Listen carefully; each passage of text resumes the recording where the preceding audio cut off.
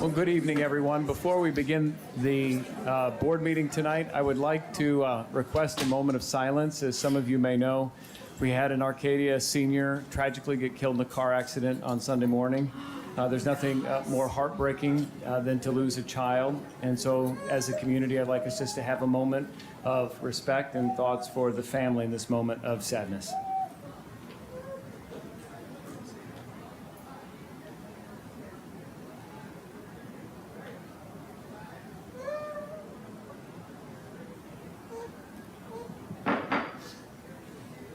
I call to order this meeting of the Scottsdale Unified School District Number 48 Governing Board. Today is Tuesday, May 16th, 2023. The time is 6:01 p.m. Vice President Werner, can you please lead us in the Pledge of Allegiance? I'm going to ask that everyone remain standing after the Pledge of Allegiance. Allegiance to the flag of the United States of America and to the republic for which it stands, one nation, under God, indivisible, with liberty and justice for all.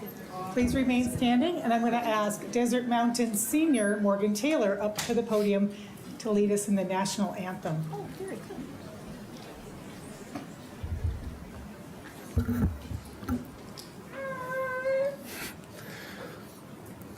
Oh, say, can you see by the dawn's early light what so proudly we hailed at the twilight's last gleaming, whose broad stripes and bright stars through the perilous fight o'er the ramparts we watched were so gallantly streaming, and the rocket's red glare, the bombs bursting in air, gave proof through the night that our flag was still there.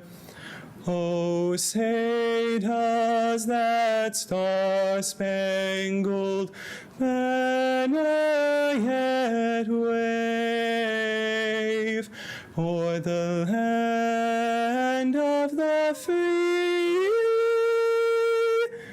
and the home of the brave?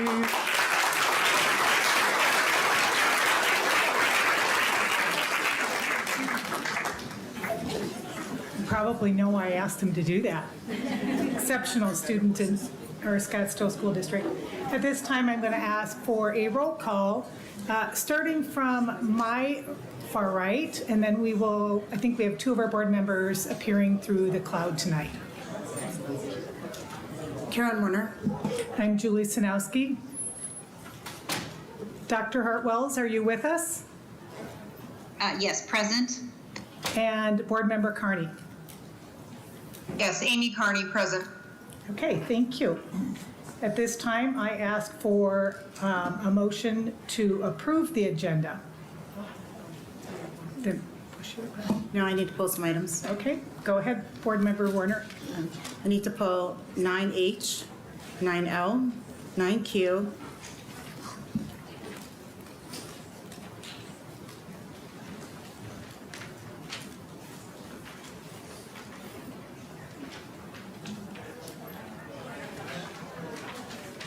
Have you finished your request? Okay. So board member Werner has asked to pull 9H, the recommended approval. This is from the consent agenda.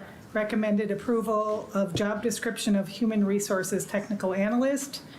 L, approve the purchase of multiple commodities and services using the Omnia Partners cooperative contracts.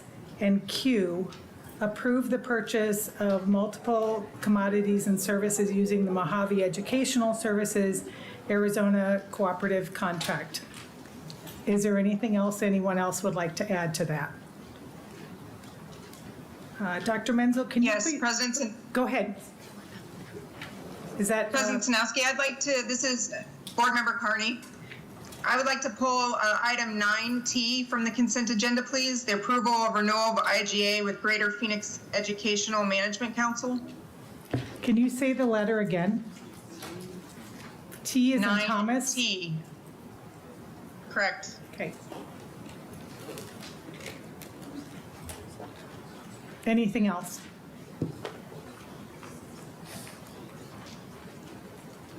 No, that's it for me. Okay.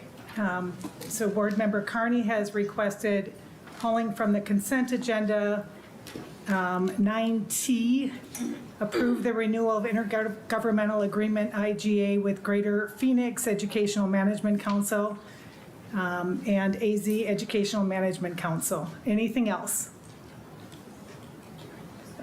Dr. Menzel, was there a technical correction to one of these as well? In one of the cooperatives, Shannon, I don't remember which one, the Blackboard, Is that P? is it P? Yeah, that's correct, 9P. The Blackboard contract that's listed, Blackboard was purchased by Final Site and should be removed from that agenda item. Thank you, Dr. Menzel. I'm sorry, I forgot one more, 9P. Vice President Werner. Thank you. 9P as well to be pulled.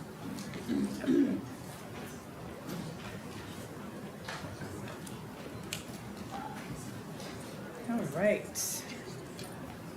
I'm just noting who pulled what, so they can address it when it comes that time. So we have, is there a motion to approve the agenda as amended? So moved. Is there a second? Second. Okay, it was moved by Board Member Werner and seconded by Board Member Lindsay. All in favor to approve the agenda as amended, say aye. Aye. Aye. Aye.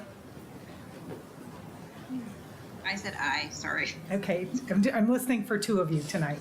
All right, that motion passes 5-0. The agenda has been approved as amended. All right, we are going to go on to the meeting decorum. If we could please have the meeting decorum statement put up on the screen for everyone to see as I read to the audience. Keep in mind, please, that this is our district business meeting. Citizens attending and/or participating in the Scottsdale Unified School District meetings, either in person, virtually, or telephonically, are required to observe the same rules of order and decorum applicable to members of the governing board and staff. Unauthorized remarks or demonstrations from members of the audience, yells, outbursts, and/or disruptions are not permitted. Members of the public are not allowed to approach the dais at any time while the governing board meeting is in session without express permission from the governing board president. And I'm going to make a statement right now that please do not make any comments as any of our presentations are going on or any public comment is going on this evening. If need be, we will recess the meeting, and if this is everyone's warning notice, if we have to recess the meeting and you're asked to leave, you will be escorted out. Just putting that out there. Again, this is our district public school business meeting, and so we expect everyone to honor and respect what we do here, and that is educating our youth. So thank you very much for that. At this time, we will move to, I think, everyone's favorite part of the meeting, and that is the student and staff recognitions. Dr. Menzel. Oh, good evening, President Sanowski, Vice President Werner, and members of the governing board. This is our final meeting during which school is in session, and narrowing down the celebrations was not easy at all. That is a good problem to have, and we have some really outstanding student and staff achievements to share with you this evening. You will note that there will be some absences among tonight's honorees, and we ask that you please forgive them for not being here. There are several school events, particularly at our high schools, that are taking place this evening, so some students' calendars were already spoken for. That said, please join me in appreciating and applauding some of what has been accomplished since school started way back on August 3rd. We're going to mix things up a little bit tonight, and we're going to start off with news from the world of athletics. I'd like to invite our athletic director, Mr. Nathan Slater, to come forward to introduce us to our newest state championship student athletes, along with some others. All right. President Sanowski, Vice President Warner, members of the board, Dr. Menzel, Ms. Wagner, SUSD stakeholders, we have some exciting news tonight to share with everybody. We've got our first celebration is 2 state championship teams, our boys and girls state championship tennis teams from Desert Mountain.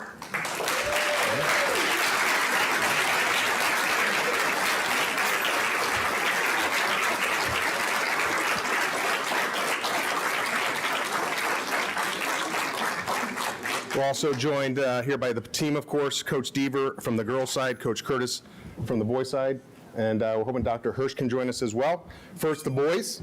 It's a great season for the Desert Mountain boys tennis team. They had a 12-2 record. Their only 2 losses were to Hamilton and perennial power Brophy. The boys went into the state tournament, the number 3 seed, after they won the Desert Valley Region Championship.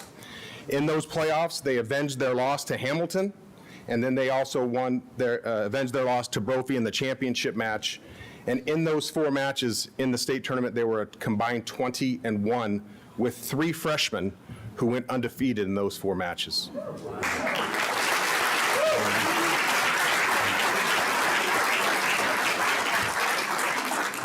They also had 3 individuals place second in the individual tournament, so congratulations to the Desert Mountain Boys Spring 23 state champions in the Division I for boys tennis. Congratulations, guys.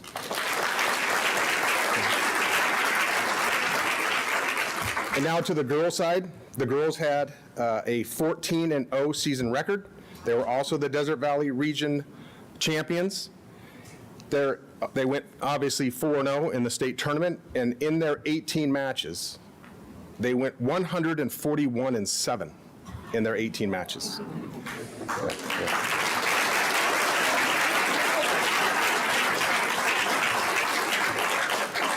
They were 20-2 in their 4 matches in the state tournament. Obviously, state champions. They were the state champion now for the 3rd year in a row, and they're 5th in the past 7 seasons.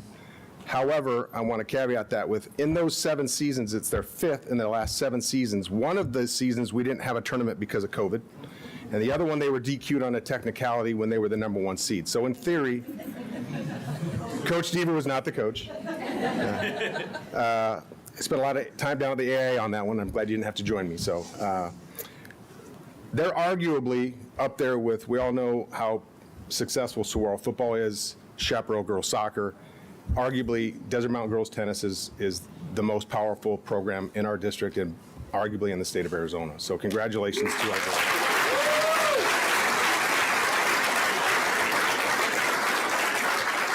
Also, Julia Fraser and Tessa Watchell won the doubles tournament in the individual side, and I do have challenge coins for each of you, and congratulations for your representing SUSD with sportsmanship, respect, and character. Congratulations on a great season, and well done.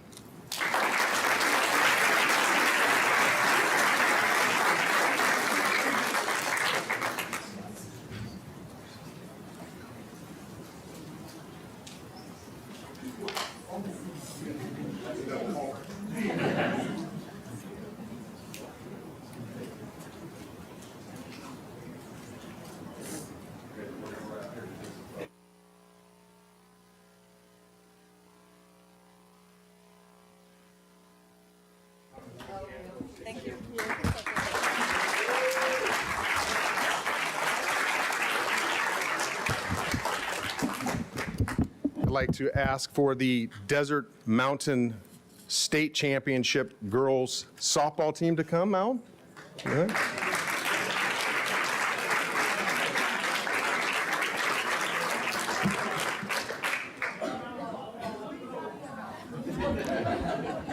I think there's quite a few parents out there that may create some humidity in this room.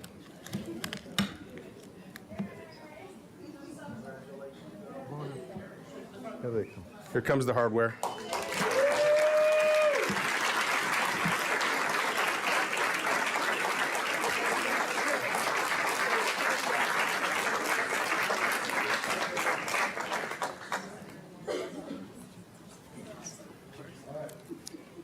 right, the softball team is here, joined with Principal Dr. Hirsch and head coach Chris Fredericks. The girls won last night the 5A state championship, and it was a tremendous season for them as well. It's the first state championship in the history of Desert Mountain, and it was their first Northeast Valley Region championship. They had an amazing season, going 28-4, and entered the state tournament number 2, the number 2 seed. In the state tournament, they went 5-0, culminating by beating nationally ranked and 2-time defending champion number 1 seed Willow Canyon 4-2 last night at Arizona State University.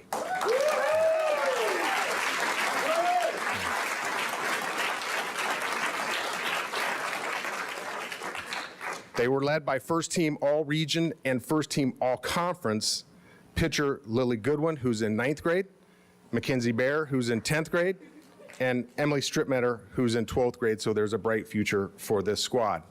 Coach Fredericks, congratulations to you as well, not only on your retirement, but for winning the Northeast Valley Region Coach of the Year. Retiring from teaching, not coaching, sorry. Don't freak out, ladies. You're not leaving you. So congratulations, Coach, on the first state title in Desert Mountain history. That's a big deal. Max Preps has Desert Mountain girls softball ranked number 20 in the United States of America.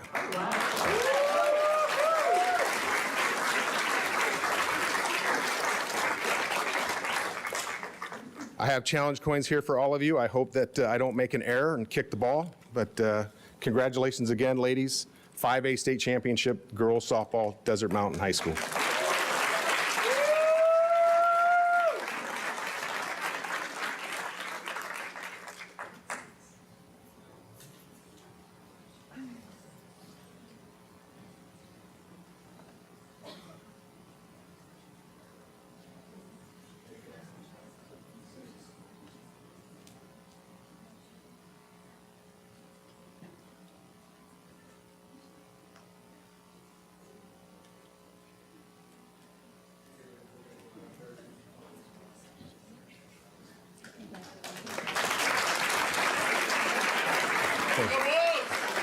Yep.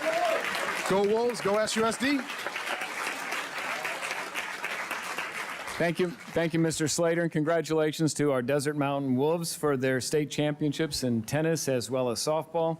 Now I'd like to invite to the podium Margaret Cerna to share some more student celebrations. Ms. Cerna.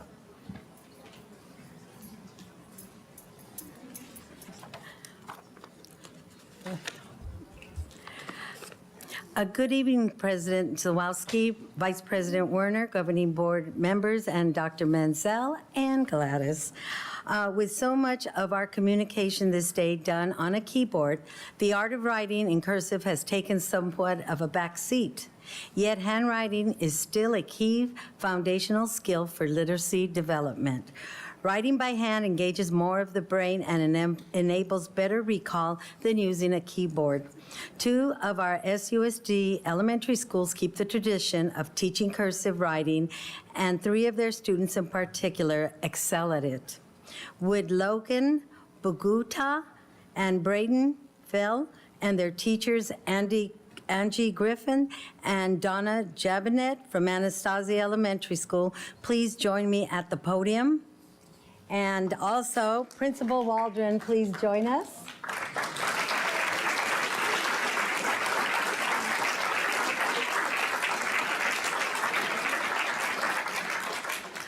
Is Laura Kim here?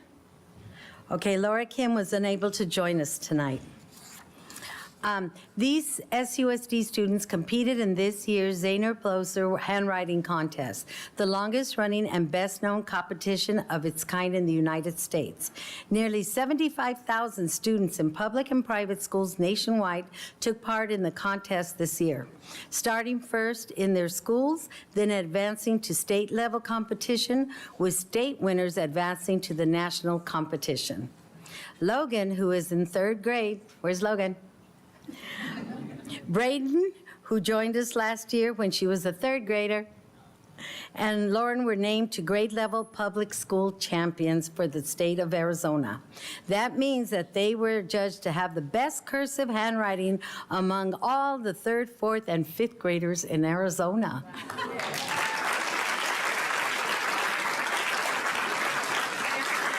But then it gets better. Braden then took it to the next level and has been named the 2023 Zahner Bloser 4th grade National Handwriting Contest winner.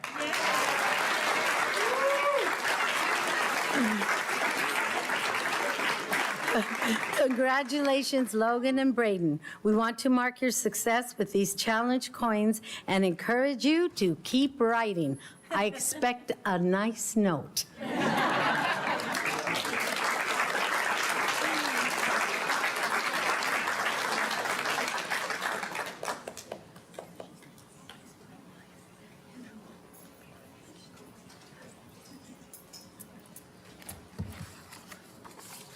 I'm really excited for this one.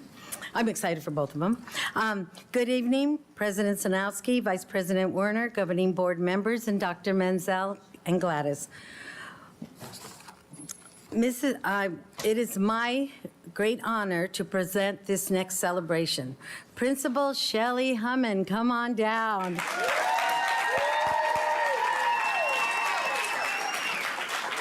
She'd like for her staff and parents and kiddos to join her. So everybody, come on down.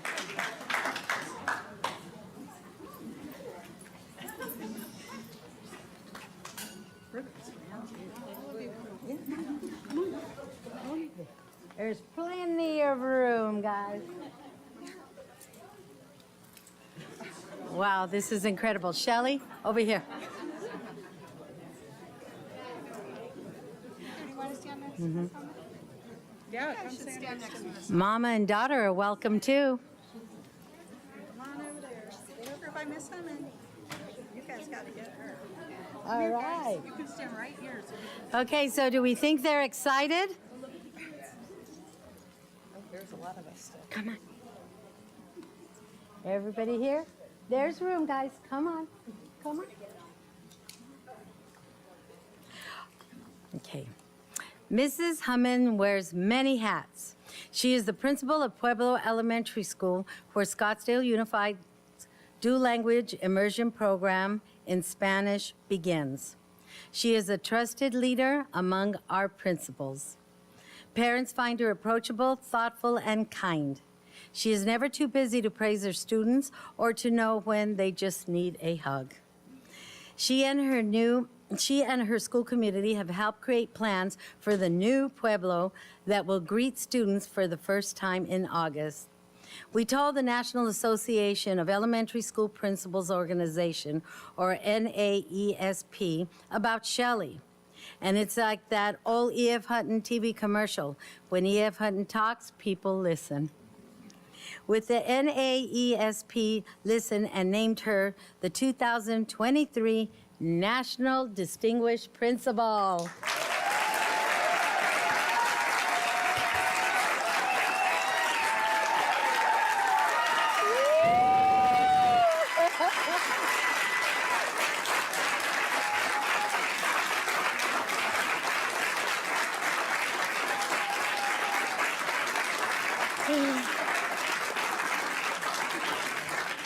The National Distinguished Principal Program recognizes elementary, middle-level principals who set high standards for instruction, student achievement, character, and climate for students, family, staff in their learning community. And this really describes Shelley. Please join me in congratulating our colleague and my friend as Arizona 2023 National Distinguished Principal, Shelley Hummin.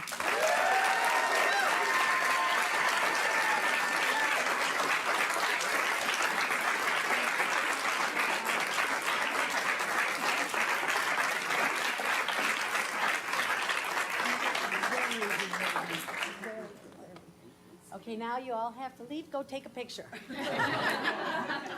Okay, follow your principal. Thank you all for coming to celebrate Principal Hummin, and congratulations.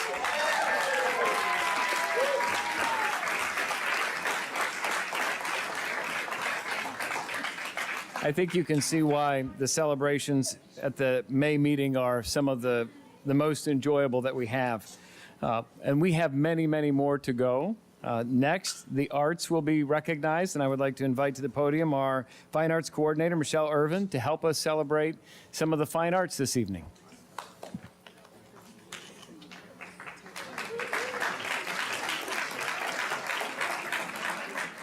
Thank you, Dr. Menzel, President Sinowski, Vice President Warner, board members, for giving us the opportunity to celebrate some of our visual and performing artists today. The first thing that we have on, I don't know if Diana Lopez was able to make it, was she? She is?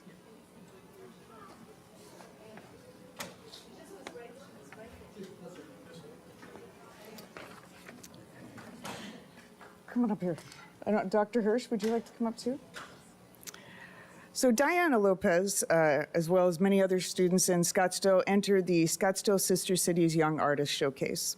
In association with the Scottsdale Public Library and the Scottsdale Artist School, the Scottsdale Sister Cities Association held a 35th annual Young Artist Competition this spring.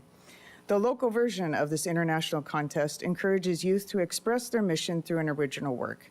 The theme for this year's contest was Food Security in My Community. We are so proud of our talented SUSD artists whose winning works were on display at the Civic Center Library during the month of April. SUSD students took all 5 prizes in the local Sister Cities competition, and Desert Mountain's Diana Lopez, whose design you see on the screen, took first place. Congratulations, Diana, on creating this beautiful acrylic painting that truly embraces the competition this year. And we also want to thank her teacher, Mrs. Wilkins, and Mr. Boger from Chaparral, who's were all celebrated. So thank you. We have a wonderful challenge coin to you, and amazing. Look forward to seeing you.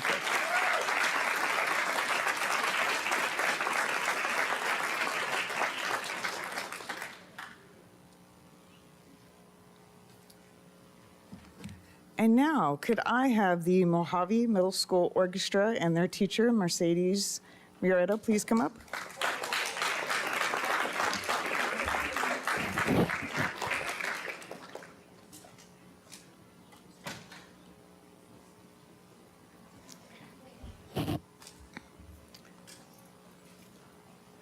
This is only a small portion. I believe you took 80 with you, right?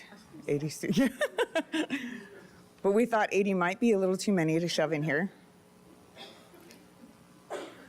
But we really want to quickly congratulate the Mojave Orchestra. This is the second year that Mercedes has been at Mojave, and this is their first trip since May of 2019, since pre-COVID. They went to a competition called Music in the Parks, where they compete against other schools from all over the nation, and the awards ceremony happens at Disneyland. And here's the exciting thing. These wonderful musicians received first place in their division with a superior rating of 90 out of 100 points for the competition, right? So if that wasn't amazing enough, they competed against high school students and all that kind of other stuff. They do a big sweepstakes program. So the program that receives the highest rating of the entire festival gets a point. Well, they only missed that by 0.5 points. So they were the second best group in an entire composition against high school students and all of that other stuff. So huge congratulations to this program and to Mercedes, who's taken it from a 3 orchestra program at Mojave to 5 orchestra classes next year, and our only full-time orchestra middle school program in our district. So congratulations to you, their teacher, and the amazing accomplishment of your students at this festival. Can we give them a big round of applause?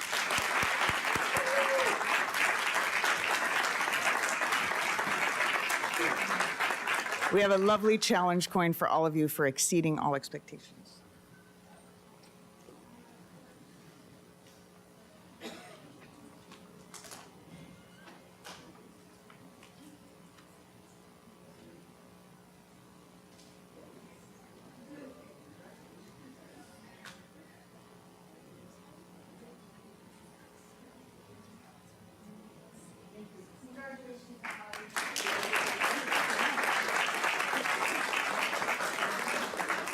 What an amazing representation of Scottsdale talent. Congratulations to the Mojave Orchestra. Thank you, Mrs. Irvin.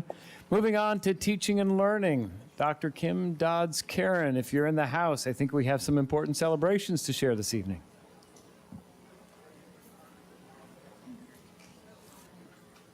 I do. Thank you.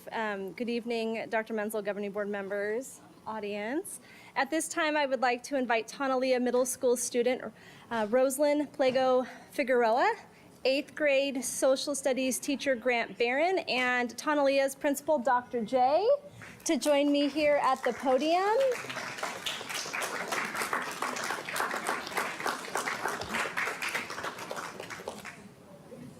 Come on over. I can tell you're nervous, so we'll keep you safe. Perhaps less known than its daughter's counterpart, the National Society of the Sons of the American Revolution, or SAR, is a nonprofit, nonpartisan organization dedicated to promoting patriotism, preserving American history, and teaching American history to future generations. Each year, the SAR sponsors a brochure contest for middle school students in which they are challenged to create an informational brochure based on our nation's founding documents and the Articles of the Confederation, the Declaration of Independence, the Federalist Papers, and the Constitution, as well as the Bill of Rights. Tonalea Middle School has fully engaged in this competition in the recent years, with Tonalea Tigers sweeping first, second, and third places. The winning design, which you can see here on the board, do you recognize that? Yeah. This is Rosalind's. What's more is it has also been selected as the Arizona SAR Sergeant Moses Adams Brochure Contest winner. Rosalind will receive a check for $150, and her brochure now heads to the National SAR competition. Congratulations!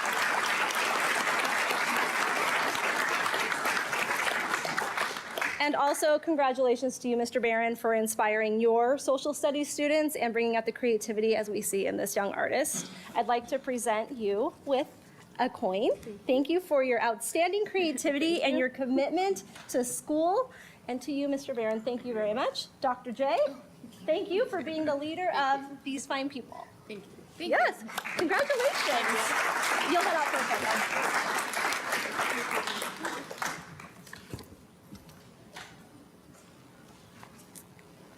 Okay. Since 1955, the National Merit Scholarship Corporation has offered scholarships to scholastically talented graduating high school seniors. The majority of the scholarships are underwritten by more than 300 independent corporate and college sponsors. The National Merit Scholarship Program is perhaps the most widely recognized scholarship in the U.S., and we are proud to inform you that 7 Scottsdale Unified School Districts are among School district students are among the 3,300 high school graduates to be recognized so far in the 2023 program. So if you are here, Sebastian Brock from Arcadia, come on up.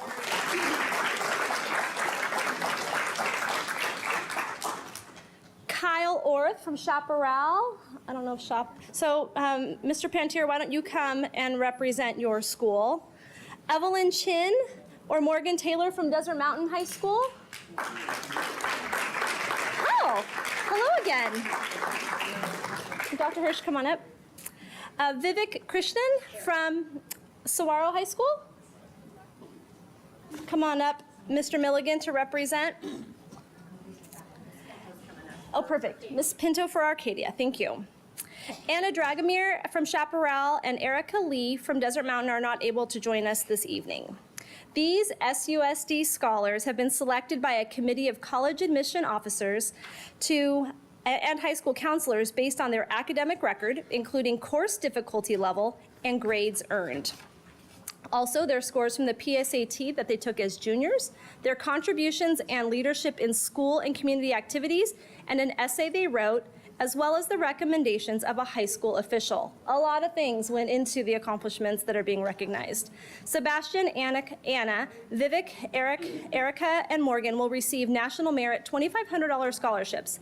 Evelyn and Kyle will receive corporate-sponsored National Merit scholarships. On behalf of the Scottsdale Unified School District, we want to present you with these challenge coins in recognition of your remarkable accomplishments during your years with us and the many great things that we know you will continue to achieve in the future. And just a note, 2 more National Merit announcements will be made in June and July.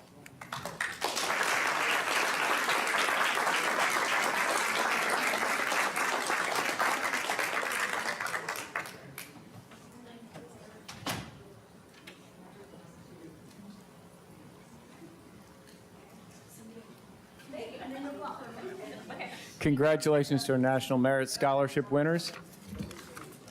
And next, we are going to invite Dr. Karen Benson to come and share some exciting news about scholarships that have been presented by community organizations within the greater Scottsdale and Phoenix area. Yes, good evening, Governing Board members, Dr. Menzel, Gladys, and all here this evening. I'm happy to continue the celebrations at hand. Scottsdale Unified School District, its students and educators are fortunate to have the support of many fine community organizations, including the Scottsdale Charros, SUSD Foundation, and Honor Health. SUSD is proud to be a beneficiary of the work of several local Rotary clubs. With the motto of service above self, Rotary clubs excel at meeting community needs that are not being met and recognizing the good works of young people who are deserving of encouragement for their efforts to better their communities. One of those students is Catherine Dunn. Catherine, if you're here, could you join me at the podium? And Principal Pantier. The week before last, Catherine was among 16 Phoenix students, 2 from each Phoenix City Council district, who were recognized as the Outstanding Youth Leader by the Phoenix Rotary 100 Club and the City of Phoenix. If you're wondering why Catherine, a student at Chaparral, would receive a Phoenix Award, it's because she open enrolls to Chaparral from Phoenix City Council District Number 6, which lies along our Scottsdale's western boundary. The Outstanding Youth Program honors the outstanding achievements of young people and their contributions to making their communities a better place. This comes naturally to Catherine. Her community work centers around her work with neurodiverse young people. She founded a Learn to Swim program for impoverished children and volunteers as a mentor for fellow autistic teens. She aspires to pursue a career in neuroscience and has created a podcast that celebrates and interviews neurodiverse individuals. This podcast has already been downloaded more than 60,000 times. Catherine is also an outstanding student at Chaparral, where she's as fearless in the classroom, taking only AP and honors classes this year, as she is in the pool, as a member of the Chaparral swim and dive team, swimming the 100 and 200 butterfly. We cannot think of a more deserving, outstanding Phoenix youth leader than Catherine. Congratulations on your award. It is my honor to recognize you here this evening and honor your dedication to these many meaningful pursuits. Please accept the challenge sign.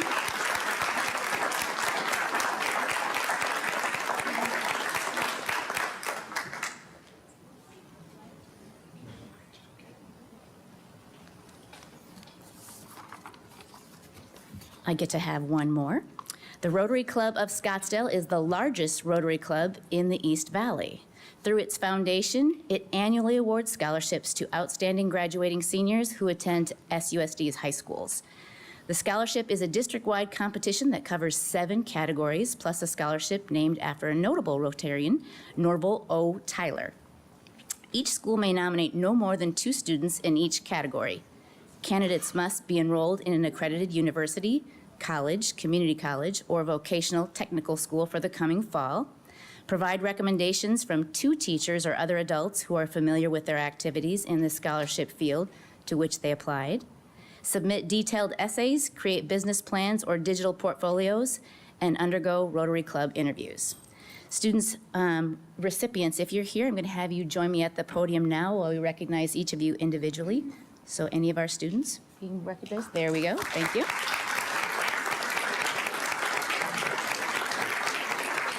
Fantastic. I'm going to have you wave. You can come stand by me so that the governing board members can see you too, and I'm going to have you wave when I say your name. There we go. Olivia Gredeman from Saguaro High School. Do I have Olivia here? There we go. Thank you. She's the recipient of the McCall Visual Arts Scholarship. I'll pause and allow you to recognize those of our students that are here. There we go. Thank you. Is our Stella here? Stella Lipson. Stella Lipson is from Saguaro, and Avery Wall from Arcadia High. There's our Avery. Recipients of the Rotary Club's Athletics Scholarship, Wade Crum from Saguaro and Tucker Leva from Chaparral received Peter J. Fish Business Scholarships. Do we have our Wade or our Tucker here? There we go. Congratulations. Ryan Libby from Desert Mountain received the Colonel Park Shaw First Responder Scholarship. Is our Ryan here? Spencer Waring from Saguaro received the Bob Murray Performing Arts and Norval O. Tyler Scholarship. Spencer, Not with us. Olivia Schulte, also from Saguaro, received a Bob Murray Performing Arts Scholarships. Olivia is here. Let's congratulate her. Savina Williams from Coronado and Molly Rich from Chaparral were named recipients of the Peter J. Fish Science and Technology Scholarship. Not with us here yet. We'll formally recognize all that couldn't be with us here in just a moment. Juan Flores from Saguaro and Alina Williams from Coronado received the Peter J. Fish Vocational Trade Scholarships. Not with us. And Quinn Holden from Chaparral received the Norval O. Tyler Scholarship as well. Let's please collectively thank all of our students for this accomplishment. These students will head to their next educational institution with a combined $71,000 worth of scholarship money, for which they and their families are most appreciative, and will go a long way toward offsetting the ever-rising cost of post-secondary education. Congratulations to our students, to your teachers, to our guidance counselors, and your leaders for bringing this great distinction to your SUSD schools. Please accept these challenge coins in honor of your accomplishments. Very good.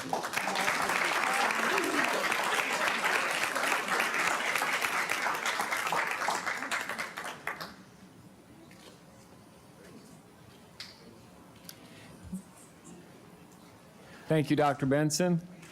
We are so excited as we continue to celebrate our students this evening, and I would like to invite to the podium Dr. Melissa Sackos, our Assistant Superintendent for Secondary Education, to lead the final three celebrations. Thank you, Dr. Menzel, and I'd like to invite members of the Coronado JAG program to join me, please, as well as their faculty sponsor, Mrs. Wendy Paez Gonzalez, and Coronado Principal Amy Palatucci. And wow, look at this.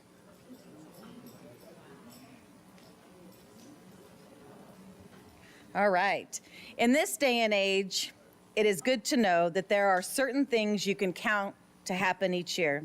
Things like the sun rising in the east each morning, the Phoenix sun setting in the west before they should each May, and the Students of Coronado High School Jobs for Arizona Graduates, or JAG, program continuing to do amazing things. For more than 40 years, Arizona JAG program has been helping young people stay in school by helping them acquire the academic, personal, leadership, and vocational skills that they will need to be successful following their graduation. Once again this year, the Coronado JAG program has outdone itself, having been named Arizona's 2022-23 JAG Program of the Year.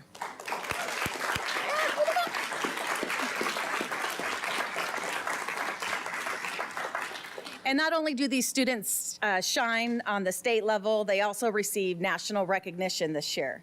Wendy, will you tell us more about that? I have a little bit of a cheat sheet. Yeah. All right, like I said, I'm very excited that we placed first place among our competition in the state.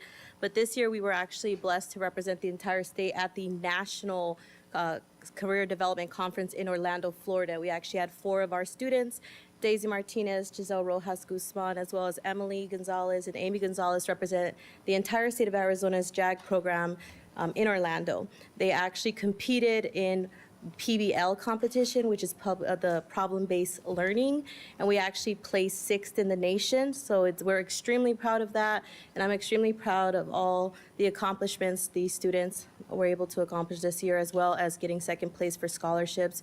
And they also won numerous scholarships and outdid themselves this year. I'm really proud of them, and thank you for acknowledging their hard work.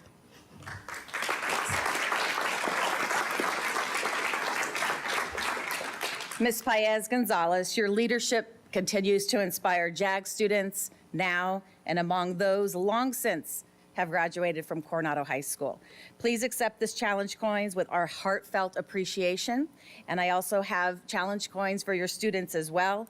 And we hope your involvement in JAG inspires you to continue searching bright futures for yourself. Congratulations.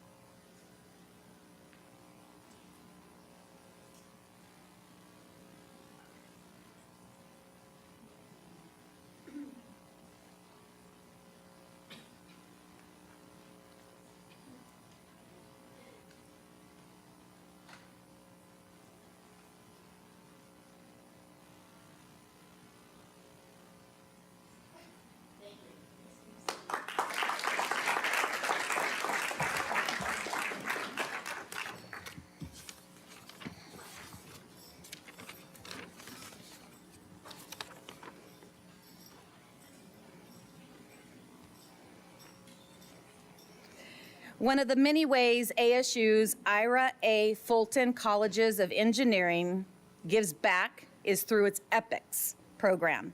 That is short for Engineering Projects in Community Service. It's something that Desert Mountain High School students have been involved in for years.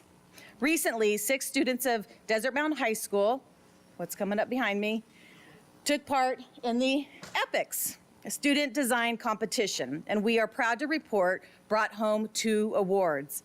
One of the teams has joined us tonight. We call it the Zach Pack. Please welcome Zach Oken, Jack Levine, Julian Kimball, Ava Jaswin, Tom Lockett, Terrence Lee, and Lila Burka. The students designed for an ergonomic wheelchair to assist paralyzed veterans took first place at the EPICS event last month.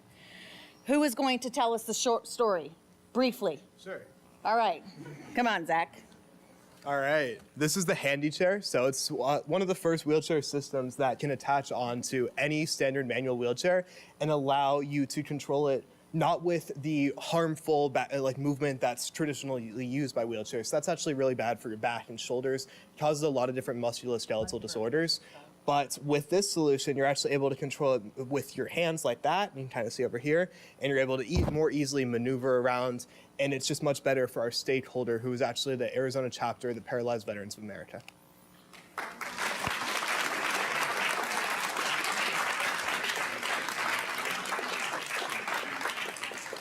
And yes, please join us, Dr. Hirsch. Congratulations to all the Wolves EPICS team on their accomplishments this year and for taking on the real-world issues that are so important.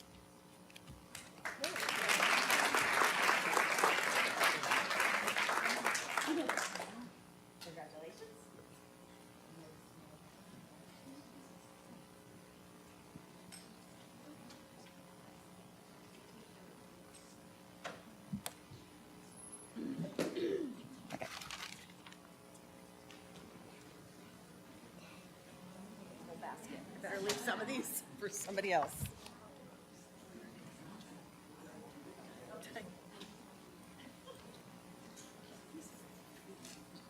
Dr. Sakos, we have one more group to recognize.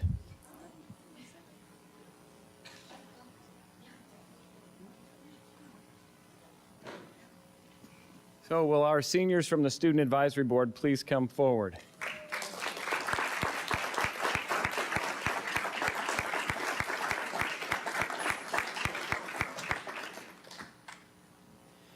So, as you know, the Student Advisory Board has been around for a number of years. I think Dr. Creekard might have started it with you.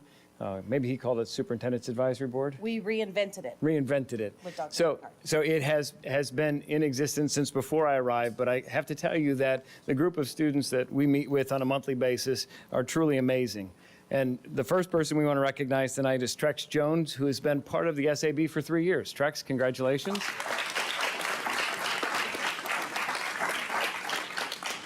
These are your 2 years. So then we have a number of students who've been with us for 2 years. First, known to the board due to his regular performances here, Zach Oken. Then also serving for 2 years is Noel Steinbeck. Congratulations, Noel. And finally from Saguaro, Zoe Daly for 2 years. And here's our 1 year. And then the other 2 who are here with us this evening, Karen Miranda. No? Marin Garman. Yes, all right, here we go. Thank you, appreciate it. So they have taken initiative in so many different ways to provide guidance and information, not only to Dr. Sakos as the Assistant Superintendent for Secondary Education, but to me as the Superintendent, and also to inform what's happening on their campuses and to the Governing Board. So truly, I'm grateful and appreciative for all the advice and support that you provided to us. It's important for us to hear what's going right and where we can improve from a student perspective, and you have not disappointed. So thank you very much. Thank you.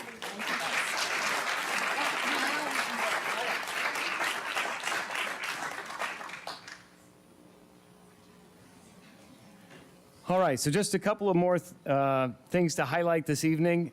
Truly, the breadth and depth of tonight's student and staff celebrations is humbling from my perspective, and I hope you've been impressed as I have with their accomplishments. Each year, the Arizona Department of Education honors graduating seniors with special seals that are affixed to their diplomas. This year, 76 of our outrageously talented fine arts students will see a State Seal of Arts proficiency on their diplomas when they are handed out next week. That's 16 more than were earned last year. And 147 of our linguistically talented seniors will see a State Seal of Biliteracy affixed to their diplomas, 30 more than were earned last year. So I want to take this opportunity to thank all of our teachers for another terrific school year, and particularly at this moment, the fine arts and world languages educators who guided these 223 members of SUSD's class of 2023 to challenge themselves to take on this journey that has resulted in their receiving these state seals. Thank you to everyone who's been involved, and I will note that there are some students who've received both the fine arts and the biliteracy seals, which is truly impressive in this environment. So congratulations to all of our students, and with that, I'll turn it back over to our president. Thank you, Dr. Menzel. That's a tough act to follow, but we are going to, is the Student Advisory Board going to present today? They are. Okay. They were getting their picture taken, some of them were. I don't know, we have some Student Advisory Board members who might want to provide the warm-up before the president shows up. I don't know. They're like, what? Yeah, so up next on our agenda is the special presentation from our Student Advisory Board. And that is representatives from it's the final presentation of the school year from Arcadia, Chaparral, Coronado, Desert Mountain, and Saguaro High School. Oh, and our Scottsdale Online. Yes. Correct. Okay, so we'll sit and wait patiently for them.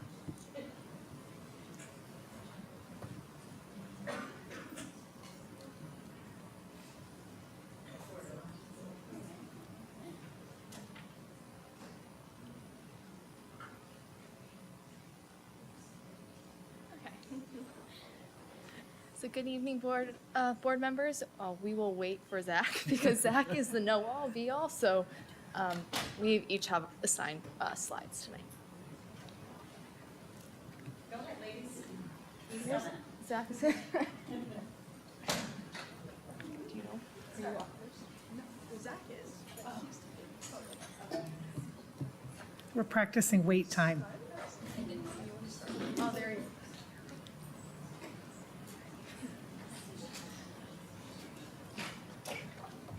Good evening, members of the Governing Board, President Sanowski, Vice President Warner, Superintendent Menzel, and Ms. Wagner. Today we have the May update for the Student Advisory Board, which is also our final update for the year. So today we're going to be talking a little bit about Teen Town Hall feedback, SAB celebrations, and a year in review, and then some next steps for the future. Good evening, board members. I'm Ella Walter-Sanchez from Arcadia High School. Our teen town halls this year, I don't know, for those of you who aren't recognized or don't know what the Teen Town Halls are. It's a student-created event where they have a panel with members from the district, members from their schools, and even some student representatives. And across all of our Teen Town Halls, we had high levels of participation and hundreds of combined attendees, and they were all successful events on their campuses. And nearly all of the feedback that we received at each Teen Town Hall was related to a subcommittee or the thought exchange that we as student advisory members created this year. So it's nice to know that we know what's going on in our schools. And if there was any specific questions that weren't related to the subcommittees or our thought exchange, they were assessed with individuals and or members from the district in their teen town halls. So throughout the year, good evening, I'm Noelle and I'm from Desert Mountain. Throughout the year, we split up into 6 subcommittees, so the members of the SAB were able to dive a little bit deeper into an issue that they were more passionate about. You can see the 6 subcommittees here. And tonight we've done a lot of recognition for students, but tonight on behalf of SAB, we would also like to recognize 6 district officials that helped spearhead the subcommittees. From the Technology Committee, Dr. Watt. From the Climate and Culture, Ms. Cron. From Communications, Ms. Harrington. From College and Career Readiness, Dr. Dodds and Mrs. Downs. From Safety and Security, Mr. Friedman. And Equity and Inclusion, Ms. Cerna and Dr. Williams.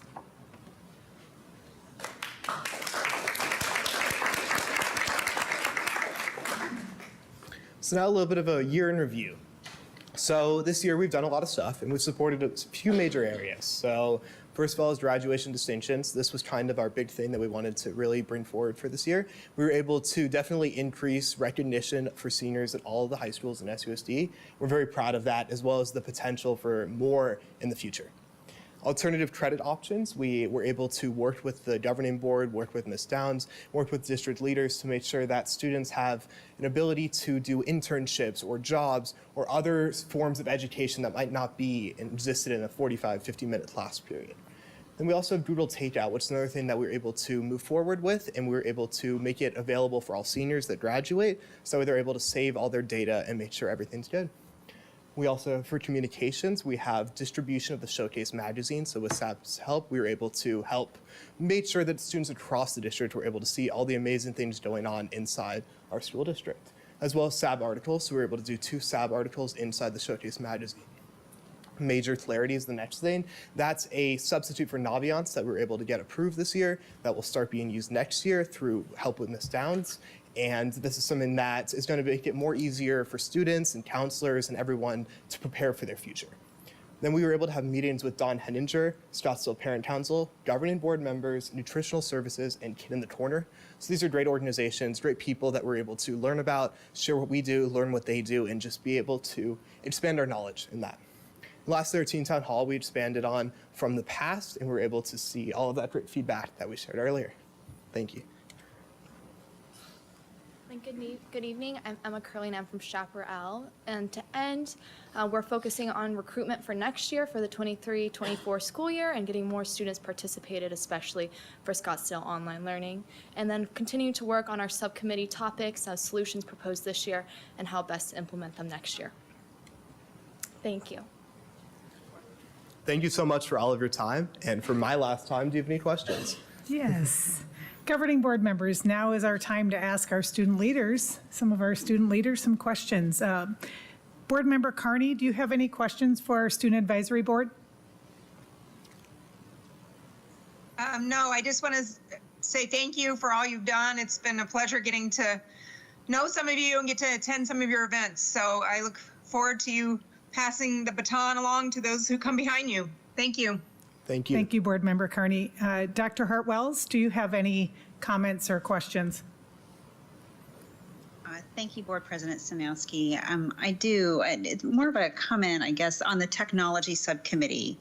I think I mentioned before when you presented that particularly keen on supporting this aspect of your work, and I hope that the next iteration of the Student Advisory Board will continue to keep that work up. With respect to, just a lot of your futures, really, right? Technology-based present. And so I appreciate that you've taken the work on this year.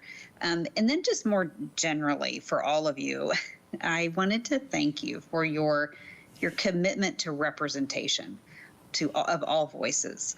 And it's been present in your actions, not just your words, but you've doubled down in your actions on diversity, inclusivity, dignity, and respect. And I really, I appreciate it. I thank you for it and your leadership. And for those of you that are seniors and who will be crossing the stage next week, I want to wish you much success as you go forward, and just go forward knowing that you've certainly made a difference for your peers now and in the future. Those that are coming behind you. So well done. Well done. Thanks for being here tonight. Thank you. Thank you, Dr. Hartwells. Board Member Lindsay or Werner, do you have anything to add? Vice President Werner. Congratulations. I'm wishing the seniors the best of luck moving forward and look forward to attending meetings next year with the new SAB. Thank you. I have a question for you, actually 2 of them. What do you do for your recruitment outreach process? Because that was mentioned as you're starting that right now to put in place, I guess, your group for next year. Is that correct? Yes. Okay. So normally recruitment's done through the site principal. So on each of the campuses, they are able to reach out to students through different ways based on the campus. Some have nomination places and where they're able to have teachers nominate the best students that maybe would fit in really well on the SAB. or other schools have it where it's an open application and any student can apply. So we're trying to just make sure that we're able to expand and make sure that everyone's able to be represented from all the schools. Excellent. Good to hear that. And then how do you select your subcommittee focus points for each of those? How are those determined? So at one of our early meetings, it'll probably be our second meeting of the next year. That's when we'll go around kind of saying, these are our subcommittees from the past. Should we keep some of them? Should we add some new ones? What should we do? What problems? What things do you see in our schools that we could maybe help, maybe fix, maybe bring more light to? Great, I appreciate that. That this is student-led. Yes, The everything is selection of the subcommittees. Thank you very much. And again, thank you for all of your leadership. To those that aren't here, that are part of your student advisory board, thank you. I've said it before, I'll say it again. You guys are the reason we're here. So appreciate the honest input that you provide for us. Thank you. Thank you.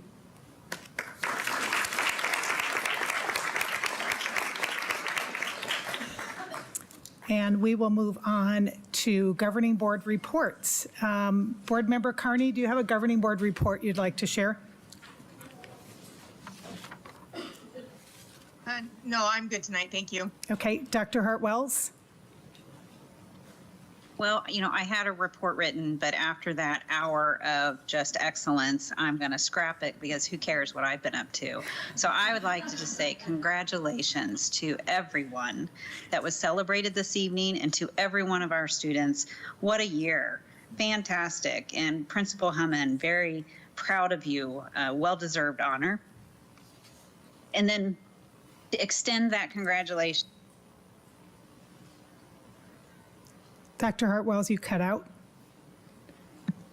Oh, I'm sorry. So I want to extend the congratulations to all of our seniors who will be graduating next week from Arcadia, Coronado, Chaparral, Desert Mountain, Saguaro, Scottsdale Online. Doesn't matter where you're graduating from. We're very proud of you, and I wish you very much success and know go forward that your community loves you and we're behind you.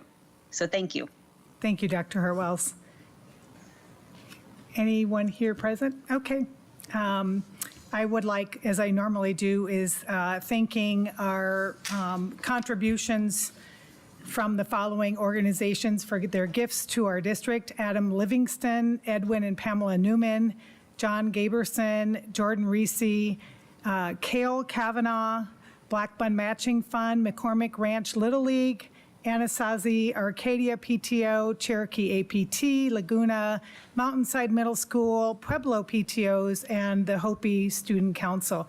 We could not do the great work that we do in this district without the many contributions of time and talent. I'd also like to just kind of recognize our school administrators who are here tonight. I know they're here to support one of their own, aside from the students tonight, and that show of strength and support is really meaningful. So thank you to all of our school administrators who are here this evening.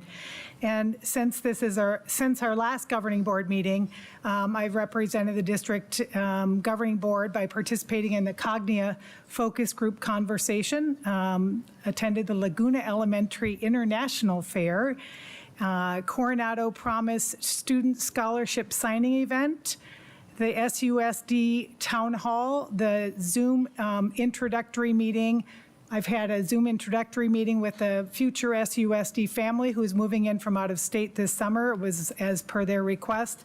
Had a great privilege of attending the Rise and Shine Be Kind Awards in recognition of our Margaret Cerna, and have had some different one-on-one meetings at the request of community members.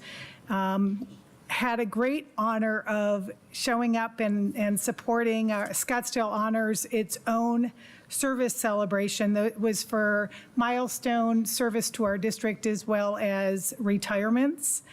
And I made a last minute change of plans last night, and it was the best move I made because I was able to watch the Desert Mountain High School women win the state softball championship. It was a super exciting game. It was an amazing display of strength, athleticism, teamwork, and good sportsmanship. And that was not just from our athletes on the field, but also our families in the stands. It was exceptional.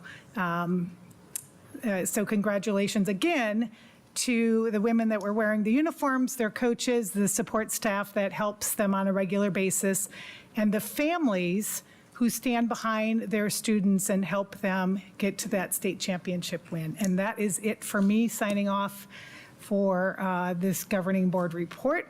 We are going to move into public comment at this time. We do expect everyone to follow the decorum statement, which was read earlier. I will call your name.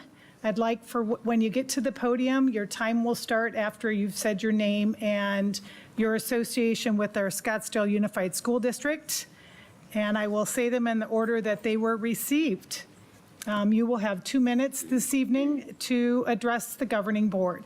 Up first is Ashton Dulce, followed by Mercer Rolfe.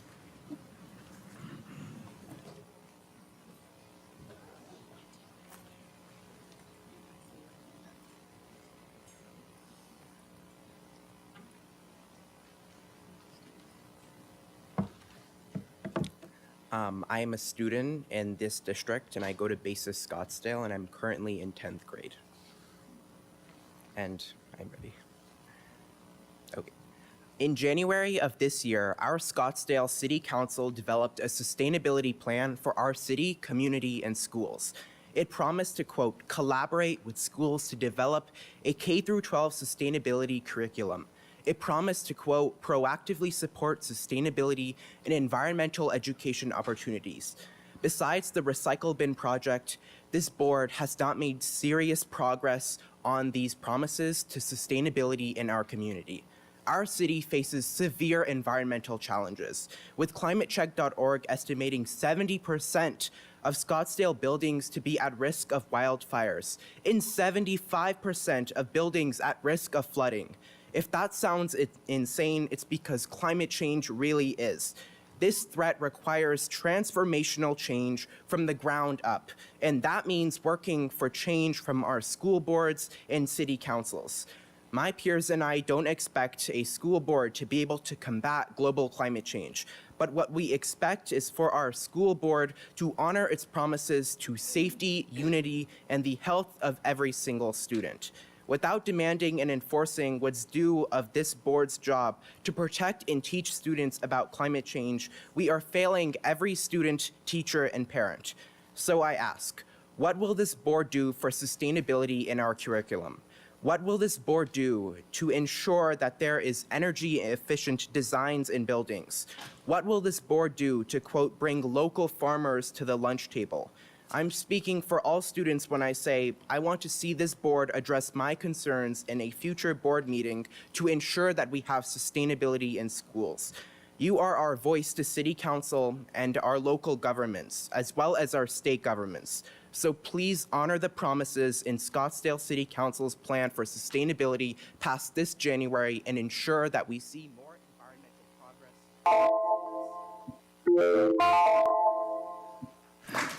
Mercer Rolfe, followed by Lana Darren.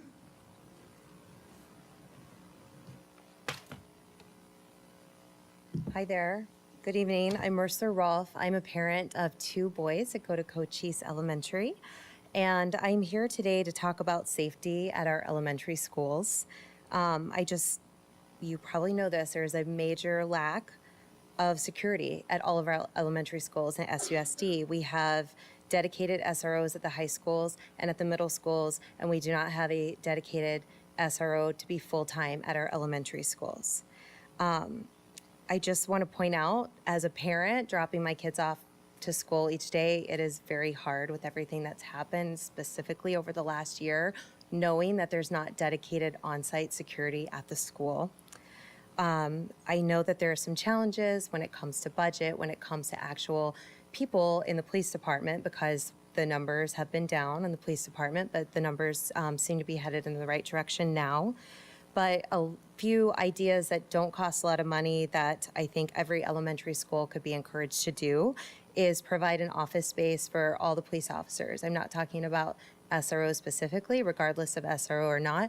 All police officers have a space so that there's an opportunity for them to just come and have a presence at the elementary schools, whether it's just for a few minutes, however long they need to utilize that space as the space is offered to them.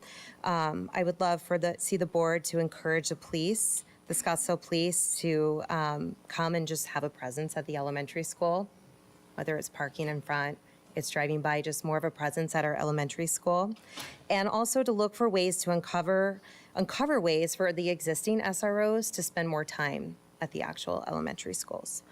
So just my overall request tonight is more security for our kids at the elementary schools in SUSD. Thank you very much. Lana Darren is on now, followed by Ann Myers. Hi, my name is Lana Darren. I have 2 children at 2 different elementary schools, Cochise and Laguna. I'm here this evening to speak to you tonight about the safety and security of our elementary schools specifically. I started my journey with my kids, entering kindergarten at the elementary schools, and I blindly thought that the schools had representation of security on site. After this year's and all the events that have occurred, obviously as a concerned parent, I started to ask a lot of questions. Those questions led to a lot of information that I was disheartened to learn about, but ultimately I'm here today because the fact that I've learned high schools, middle schools, all have dedicated on-site security resource officers, police officers that sit on site at the schools. In addition, they have security guards. Elementary schools have nothing. Yes, they can utilize the resources from the middle schools, from the high schools. They can pull down those SROs and those security guards to come at concerning times or when there's mischief on site, but we do not have representation full-time at elementary schools. That exposes our district to a high level of risk. Josh Friedman and his director, as the Director of Safety and Security, should have eyes and ears on campus at the elementary level at absolute minimum. I recognize that security resource officers are very difficult. It's a challenge to be able to employ them. I know the grant is something you're going to speak about, and that they may not be able to get them in this year for 23-24. At absolute minimum, we really need to have security presence, full-time security, dedicated guards at every single elementary school, not just for representation, but also for eyes and ears, access monitor points, or monitor access points, to be an extension of Josh's team and provide really valuable and critical feedback for our elementary schools to continue to improve safety and security. Thank you. Sorry, my voice is gone. Thank you for your time. Thank you. Ann Myers, followed by Patricia Pellet. Good evening, board members and Dr. Menzel, Ms. Wagner. My name is Ann Myers. I live in the Scottsdale district, and my twin grandchildren attend Kiva, the beautiful campus that you recently rebuilt. Thank you for that. My daughter would have liked to have been at this meeting to show her support for the district, but right this minute, she's in her children's 3rd grade classes with their teachers, transforming the room into a campground for Camp Read-A-Lot tomorrow. Is that going to be fun or what? Yeah. She and the other parents are not complaining about public schools. They are quietly living in the district, sending their children happily to SUSD schools. Too many times we've got school board reality TV, manufactured drama and dissension. Unless Macbeth has been banned, Shakespeare would have said, "It's all sound and fury signifying nothing." Thank you to our teachers in Scottsdale. Thank you to the support staff. Thank you to our students. Thank you to our families. Thank you for being board members. Thank you for being in administration. Thank you for supporting our public schools. Thank you for giving time in our community service. Thank you for our excellent Scottsdale schools. I can only hope that in the future, our board continues to maintain and support public schools.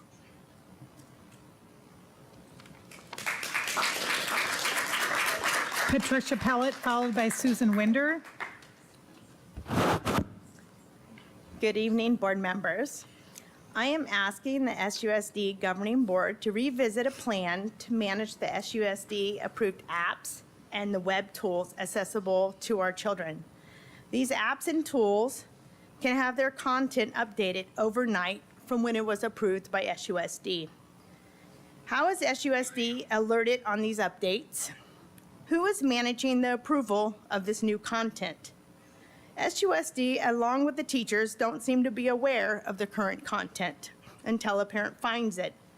I am also asking SUSD to reconsider removing the whole app versus just the piece that is questioned by the parent, as these apps and tools continue to have questionable material. Just a few examples over the last school year I have found. Flipgrid web tool has a whole library of questionable emojis students can access. I don't have any of these on my corporate work. PebleGo teaches a mother is someone who identifies as a woman. BrainPop teaches sexual education on our elementary school laptops accessible by students before 5th grade. In Arizona, sex ed is 5th grade and later, and parents must opt into it. SUSD was in violation here. Parents were surprised BrainPop was even still being used in SUSD after the previous challenges. Apparently, just the piece question was restricted, even though the title of the lesson remains. I'm happy it now appears that these lessons on sex ed have been locked down after they were exposed online. Thank you. Susan Winder, followed by Jeff Rattay. Susan Winder, I have 2 grandchildren in Scottsdale Unified School District.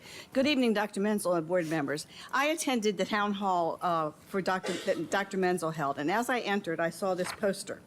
My mind started to question where the posters were that say it's a safe place for special education students, or misbehaving students, or gifted students, or slow learners, or Hispanic students, or American Indian students. Then I realized that society and education has become an organization where the adults have set the agenda, like the woman at CocoPa that started the Glisten Club, or the woman who brought supposedly a gay student from another district to speak at the board meeting about Dr. Menzel's contract. Then I reflected upon SUSD's strategic plan and found the quote taken from there: "Student achievement and academic success are at the heart of everything we do." I then found some AZ Merit test scores from 2021. All students, language arts, 61, math, 56. Females, language arts, 65, math, 55. Males, 56. Math 57, African American students 41%, math 34%, Hispanic students 54%, math 37%, Native Americans language arts 36, math 30%. I would like to note that there was no category for lesbian, gay, bisexual, or transgender. That is because they are all part of one group, the whole. Yes, Dr. Menzel, I know you have said that this is just one test score, like the SATs or the ACTs. However, the United States finds an extremely important measure of achievement and academic success. By focusing on social emotional learning and woke curriculum, you are robbing the students of the very thing that is stated in your strategic plan: student achievement and academic success. I know it can be done because I did it with a Title I school whose state test scores were 90% for both math and reading. I plead with you to rethink what you're doing. Please think about the children's academic achievement that's in your plan. Jeff Rattay, followed by Mike Bengert.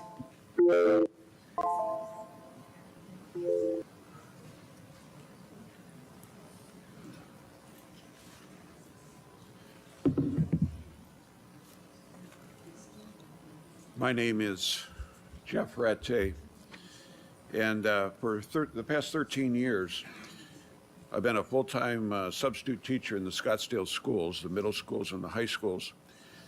In addition to that, for the past 7 years, I've been coaching in the Scottsdale schools, multiple sports. In addition to that, for the past 13 years, I've been doing veteran presentations for the Joe Foss Institute in the state of Arizona. The Joe Foss Institute was established in 2005 to place combat veterans into the classrooms in the country to talk about sacrifice, duty, and our documents. I was an 18-year-old infantryman when I arrived in Vietnam and returned 12 months later on a medevac airplane. I have over 16,000 thank you letters from the kids, the teachers, and administrators in the schools that I visited. Now, I'm here to talk about serious problems with the district office here, and I want to use one example quickly. I've been coaching for over 46 years in schools, 7 in the Scottsdale schools. Last January, I was out at practice with the Kokopaw 7th grade flag football team when the district office notified the principal that I would no longer be a paid coach, I would be a volunteer coach. Now, can you imagine that? I walk on those kids and those families, their entire season would have been canceled. I wrote letters to the superintendent. He never got back with me. The district athletic director never got back with me. I did the entire season, and this district owes me that money. And I find out at the end of the year that it was instead given to a teacher who didn't coach one day in that season. You have some very serious problems regarding leadership in this district. That's all the time I have. Mike Bengert, followed by Ben Larrabee.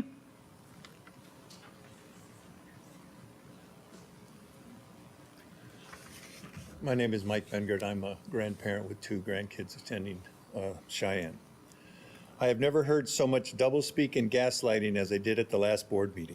How will eliminating public board meetings improve transparency and communications with the public? The answer is it won't. The district and the board members look foolish for offering this excuse to the community, and don't tell me meetings can be added when required. That won't happen. The staff is too busy to prepare for public meetings, but they have plenty of time to prepare for and conduct 7 monthly in-focus seminars to indoctrinate 40 handpicked Menzel disciples. When you couple the reduced number of public meetings with the Menzel-controlled committees, Menzel is creating the perfect environment for him to push through his radical agenda without public knowledge and scrutiny as required by law. If the staff is too busy, eliminate the seminars and restore the public meetings. Board President Sinowski, sorry to be the one to inform you, but the way parents and the community find out about what the district is doing is not by going into the schools. If you read ARS Title 15, you would certainly know that it is written to require the district to provide parents access to information and the right to object to what is being done in the classrooms in advance, not after the fact. Seeing in the classroom for the first time is too late. The public meetings are critical to the process of informing parents and community. Let me offer the following challenges. Parents, demand more from your board. Tell them to restore the 5 public board meetings, educate yourself about your rights, read ARS Title 15, attend meetings, get involved, use the SUSD Let's Talk, ask questions and demand answers. Your kid's future is at stake. Board members, as elected officials, hold yourself accountable. Stop rubber stamping everything Menzel wants to do and start thinking for yourself. You are the ones legally responsible for the operation of SUSD. You are in charge. Act like it. Restore the 5 public board meetings. Dr. Menzel, show some leadership and start to live up to the district values. Why don't you start with integrity and trust? Thank you. Ben Larrabee, followed by Kim McClure.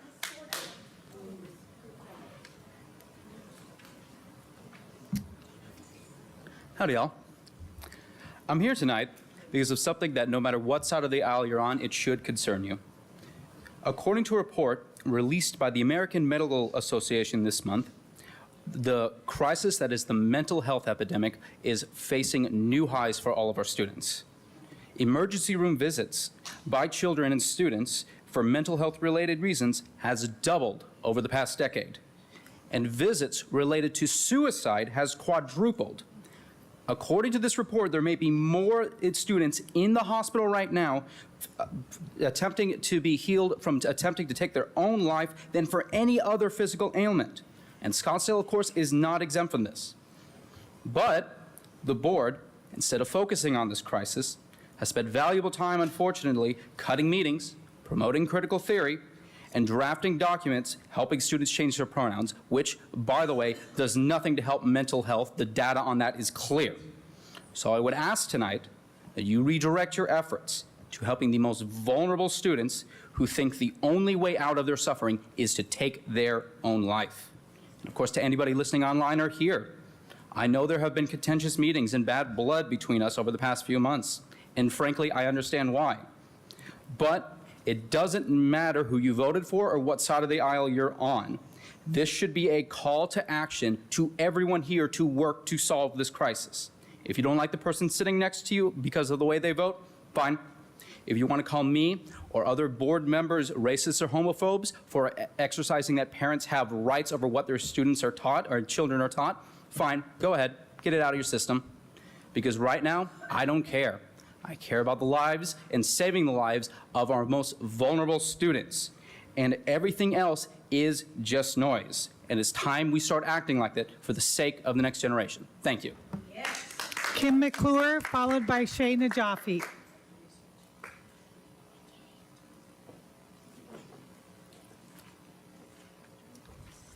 Hi, I'm your constituent. I have 2 students in the district, and I'm speaking to you tonight as president of Scottsdale Parent Council.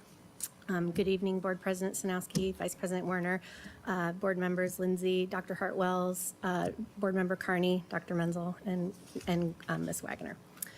Okay, so I'm speaking to you for the last time this school year, and I'm inviting you again, members of the governing board and cabinet, to join us at Scottsdale Parent Council general meetings that happen once a month. Last month at the April SPC meeting, we learned about information technology from Dr. Watt, including what's coming up next school year in terms of bus safety and streamlining communication between schools and parents. The May SPC meeting is the final one of the school year.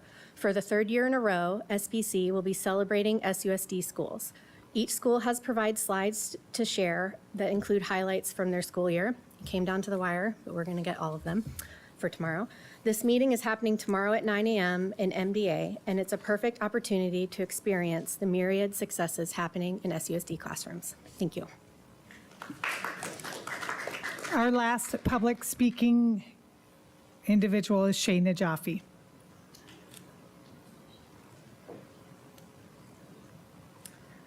Hello, thank you so much for this time. My name is Shayna Jaffe, and I have 2 kids at the amazing dual language immersion program at Pueblo and 2 foreign exchange teens at Saguaro. The budget that recently passed through the state legislature will devastate funding for public schools. The increases allocated are for 1 year only. What happens after next year? With no caps or repeal of unfunded private and homeschool vouchers and no measurable accountability added, our state of Arizona faces a massive deficit. Funding for real public schools, along with all other state services, will be gutted. It is imperative that SUSD utilizes their only option, and that's passing the maintenance and operations override, continuing a small but essential funding stream that will be more crucial than ever for our neighborhood schools. The stakes are too high to wait and gamble on it passing in 2024. Unlike universal vouchers, these override dollars are strictly monitored and held to high accounting standards. Unlike universal vouchers, the override will reflect the will of the voters.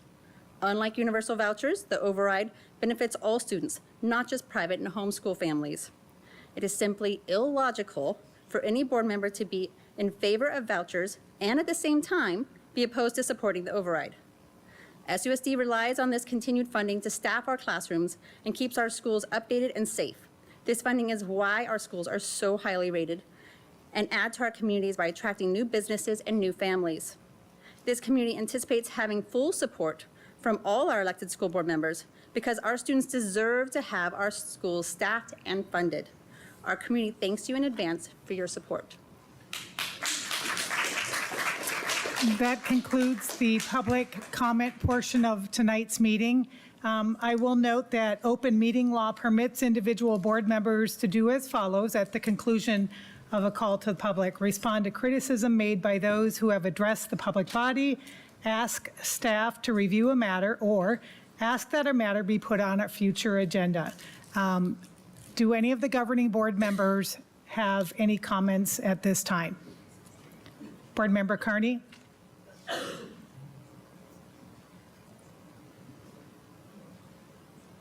Dr. Hartwells?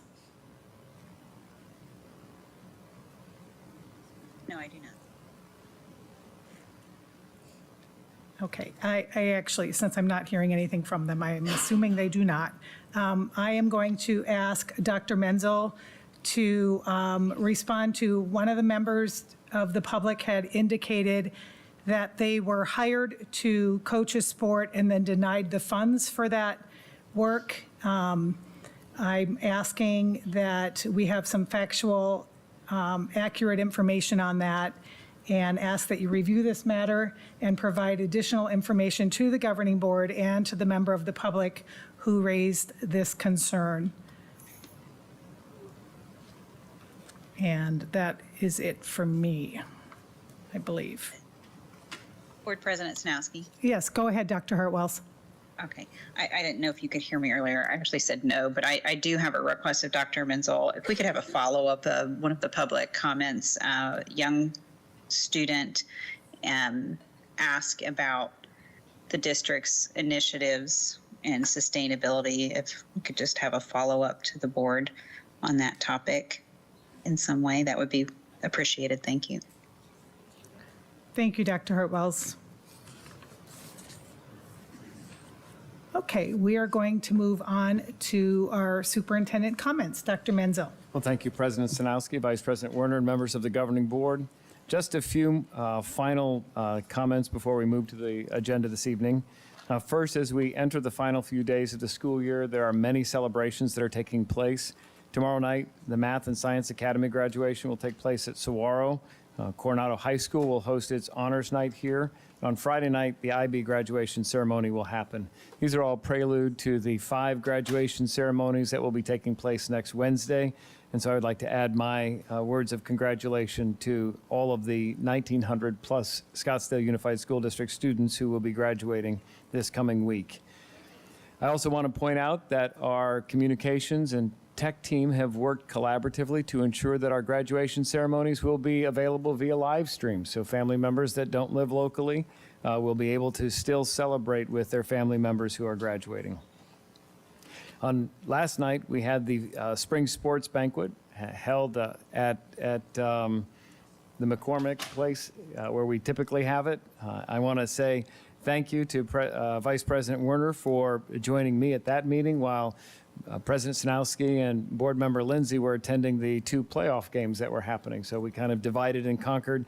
But it's always nice to celebrate our scholar athletes in one of these 3 banquets that we have. I also had the opportunity to attend the student production of Grease at Sequoia Elementary, and I want to give a special shout out to Mr. Tarter and Mrs. Sire for their efforts. If you haven't been to a production at Sequoia, it really is magical. What they put on, and it's not only the staff support and the parents, the car that was there for Grease. No disrespect to Desert Mountain, but I was at both productions, and that car was pretty special. But what's really cool is that the students do the whole thing. So they're running they're acting, but they're also running back of the house. They're doing the lights and the sound. So it's truly something we're celebrating. So I want to give a shout out to that team. And then finally, on a serious note, we've been sending out a number of communications, and it's not only Scottsdale Unified, but many school districts. We've had security hoaxes that have been taking place. These are non-specific threats originating outside of the state of Arizona, but they're circulating within Arizona. Specific school names get attached to them, I would say somewhat randomly, but then as the police investigate and we continuously work with our police partners, they find out that the origin was somewhere else, and then someone forwarded it here. So the communication that we've shared with our families is to reiterate the importance of our students and our families as partners in acknowledging when they see something or say something, not to forward it on, but to contact local law enforcement or our security individuals to address that. Additionally, we had an act of vandalism at Laguna Elementary School on Sunday, 2 a.m., something like that, I think Josh said. We do have a video where we can identify in part the perpetrator, but with a ski mask on, it's not possible to easily identify. So if anyone has any intel regarding who may have spray painted different parts of Laguna Elementary School, we'd appreciate knowing that. Student and staff safety and well-being has been a point of emphasis this school year, and it is always a top priority. We take all threats seriously and have tremendous working relationships with our law enforcement partners, the Scottsdale Police Department, the Phoenix Police Department, and Paradise Valley. We also need to rely on our students and families because we're all partners in this together. The disruption to the learning environment are concerning, and what we're really hoping is that in the next 5 days, as we wrap up this school year, that we can finish on a positive note as we head into the summer. With that, I turn back to President Sanowski. Thank you, Dr. Menzel, for those words of wisdom. Appreciate that. We are going to start off with our first information and discussion item. It will be the first read of Governing Board Policy GCCA regarding professional support staff, general and sick leave. And Ms. Wilson is leading that discussion. Good evening, President Sanowski, members of the Governing Board, and Dr. Menzel. Before I get started with the first read, I just want to make a correction on the cover sheet for this item. There was a clerical error at the bottom that indicates general leave for more than 5 consecutive days. You'll see in the policy that is on the screen that it should be 3 days. So the cover sheet says 5, should say 3. So I just want that noted. Tonight we have Governing Board Policy GCCA, Professional Support Staff, General and Sick Leave, first read of this policy. We have proposed some changes to clarify what general leave can be used for and have added some language. As you can see, if the IT tech crew there could just scroll up a little bit, you can see the first paragraph there identifies what general leave for administrators, certified, and support personnel is compensated leave. And then we added additional language below to add more clarity that what general leave can be used for, and also that vacation leave, if employees earn vacation leave as a benefit of employment, that they cannot use general leave as a substitute for vacation leave. And again, that any general leave can't be used for the purpose of maintaining other employment or for more than 3 consecutive days without documentation of extenuating circumstances. And then I believe, if you'll continue to scroll, some of the additional language is just adding general leave in addition to earned paid sick time. So other than those changes, I'm happy to answer any questions you may have. Ms. Wilson, can someone scroll to the very bottom too, so we can see the misuse statement? Because that also is a Thank you. Yes, change. There is additional language that indicates that an employee who has knowingly or willfully violated or misused the general leave policy may be subject to discipline, which could include a reprimand, suspension, and/or dismissal. Thank you for going over that. Yep, because it is a 7-page policy. Governing board members, do you have any questions for Ms. Wilson at this time? Board Member Carney, do you have any questions? No, I don't have any questions at this time. Thank you. Dr. Hartwells? No, I do not. Seeing no other requests for comments, I just want to make a couple comments here. I recall this action, this work, this is being brought forward as from a prior request from the governing board, because as I recall, some of our budgetary issues that we experience, even when we were talking about the classroom, the classroom site fund or the in-classroom expenditures, and how in the past practices of use of leave left us kind of not being able to predict the exit of and the expense of the exit of particular administrators in the district because of past practices. Is that correct? That is, yes, part of it. Also to give some more specificity to what general leave can be used for, as opposed to what a vacation. So if you're heading to Disneyland, that should be vacation time. Mm-hmm. If there are other reasons for sick or for personal appointments that can't be done in a regular school day that are requested in advance, then that would be use of general leave. Your question that we are working with our association groups right now, and is with respect to provisions upon retirement or resignation. So we are also trying to look at that language, put some better parameters around that as well. Can you share how this currently would impact our employees already in place, so not those that are being onboarded new? So this particular policy would, once second reading and approved, would be in effect at the time that the governing board impacts it. But when you're talking about those leave provisions upon retirement or resignation, those are things that I've received we have received legal advice that given that contracts have already been issued, we can't change some of those things right away for the 23-24 school year. However, we can put into language in the agreements and/or regulation per se about what that should be moving forward after that. Okay. I think it's real important for our current employees and our associations to have that voice in this process, because this does directly impact them and affect them in their pocketbooks. So I wouldn't want us to say we're changing the rules of the game as we're halfway through it for someone. President Sanowski, correct. In this particular leave that we have in here tonight is really just speaking specifically to what general leave should be used for, what vacation leave should be used for, and if there is a violation of such, that there could be, some repercussions as a result of that. And we will continue to work with the association groups to look at the leave provisions upon retirement and resignation from SUSD.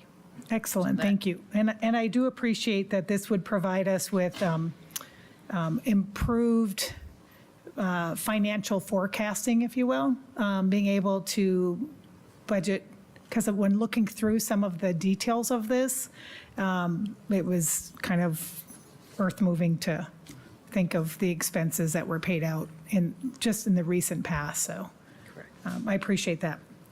Seeing that there are no other requests to comment on this, thank you. We'll move on. And we're going to move on to our consent agenda. What I will do, since there are 5 items pulled, we'll go in the order, and I will call on the person. Yes, I'm sorry. Yes, we're going to approve the consent agenda as amended. I would like to make a motion to approve it as amended. Is there a second at this time? Second. Seconded by Vice President Werner. All in favor to approve the consent agenda as amended, say aye. Aye. Aye. Aye. That motion passes 5-0.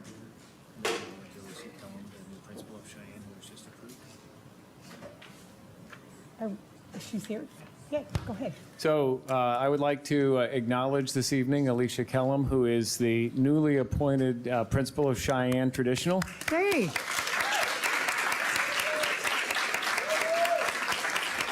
Ms. Kellum is a legacy who is a Desert Mountain graduate. She's also a Boomerang employee, having worked at other schools and then came back again. And we're looking forward to having her take over the reins at Cheyenne Traditional. Welcome.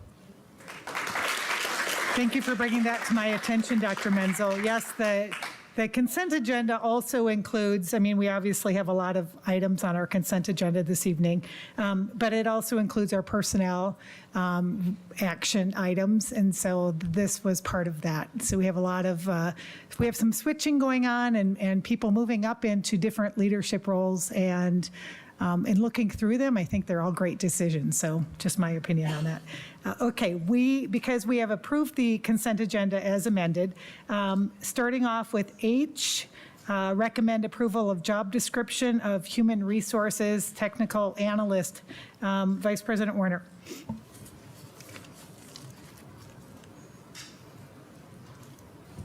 Thank you. So I did, when I got here, I received what I had requested, but haven't had a chance to review that. However, so this is a new position, correct? Yes. Okay. If approved. So I'm challenged by this, because at $81,000 for a new position in HR, when we have teachers that are struggling to get aides, we have employees who are severely underpaid. We have somebody who spends from 5:30 in the morning until late at night making not enough money to eat. I don't even know how we're going to keep them next year. And so I think this was, I'm guessing that this was in reference to the HR audit. But I would highly suggest that we start looking at what the teachers' needs in order to keep them, as opposed to hiring new people in administrative positions. At this point, we've been paying plumbers $21.84 an hour. I mean, have you had a plumber lately? I had one at my house recently, and I blinked, and it was $150. So there's no way that we're going to be able to retain staff at that pay. And so this is M&O funds. It is the money that goes to our teachers. And I don't believe at this time that we should be hiring more administrators. We need to redirect this money to our teachers and our staff. Does anyone have comments to that? I have a question, Board President Sanowski. Dr. Hartwells, go ahead. Thank you. Ms. Wilson, Yes. could you please give us the basis for the reasoning for bringing the position forward, please? Sure. President Sanowski, Dr. Hartwells, the recommendation for this position in the Human Resources Department is to actually support everything that we do in an effort to recruit and retain highly qualified professionals, whether they be classified, certified, or administrative. This particular position would be recommended, or is being recommended to support the various functions that occur in the human resources. I am keenly aware of what you're speaking to, Vice President Warner. And I believe that this additional position will actually position us to do exactly what we're trying to do. There are many, many functions that occur in the Human Resources Department, and we want to be able to provide the very best service to, as I stated at our last board meeting, to both internal and external stakeholders. And that means having the staff that can do the jobs that are required to ensure that we are hiring the very best. This position would be responsible for updating our Power Schools software, which is our onboarding, our online personnel record system, our evaluation system, our application system, which is in need of some support and revision. Additionally, looking at some of the trainings that we do for all of our staff to ensure that they are aware of all of the mandatory trainings that take place, so bloodborne pathogens and mandatory reporting and things like that. Additionally, working in collaboration with many other departments. So I hear you, and I don't make these decisions lightly, and I certainly am very mindful of financial impacts. In talking to Ms. Crozier, you know, I worked closely with her to ask about this, that the $81,000 that you see does include the benefits, which are 20% of the salary. So the salary is in the mid $50,000 to high $50,000 range, and then you've got to tack on the 20.12%, which includes for our friend FICA and all of the other necessary deductions, and $6,000 in medical insurance.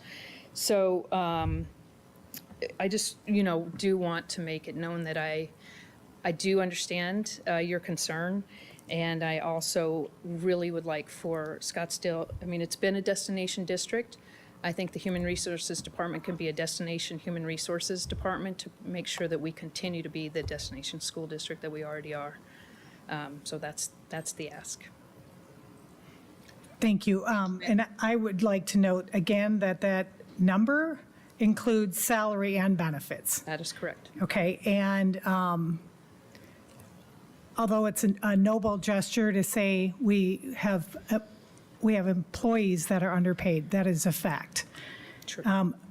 But we also chose to invest in an audit with the City of Scottsdale facilitating with that. And in doing so, and it was specifically for HR because we've had issues, and some of those issues have led to retention challenges in our district. So I think to turn a blind eye to the recommendations of an audit would be a huge waste of money, and I do not support that at all. I think we need to be moving forward in this district and investing where we need to make our district that destination facility and organization. I Board see. President Sanowski? Yes, go ahead. Sorry, I wasn't Dr. quite Hartwells. done. Yes, thank you. Ms. Wilson, so that's the question is, what's the nexus with the recommendations of the audit here? That wasn't clear to me. Sorry. Can you help explain that? Sure. President Sanowski, Dr. Hartwells. The audit did call out some issues in the workflow, the timeliness of personnel action requests that are happening, some of the data that is not, we've been cleaning it up as best we can, but it's not where I would like to see it. So in an effort to be able to meet the outcomes from the audit, specifically, they didn't ask for this. I am making the request, but I think it's to make sure that our HR systems, that we've got internal processes that are well functioning in an effort to serve our external and internal stakeholders. So that's the ask, and that was the nexus for the ask. Okay, thank you. That's helpful. I will say, though, I do have I'm not exactly clear on how this ties to the recommendations in the audit. And I agree, I think it is a large ask. Is it possible to table this and have a little bit more information about this position relative to the other changes that are being made in HR? And then we can bring it back if there's a consensus to do so. I appreciate that this is not a request to divert money away from the classroom. But I would like to understand a little bit better how efficiencies will be gained by having a new position in HR. And it may be. I just don't see that quite yet. Dr. Hartwells, you're asking to table this. I don't know if it's appropriate, if I can add a request, if this does get tabled, can we see as a governing board what the plan is for dealing with the audit results, and specifically an organizational wish list for HR?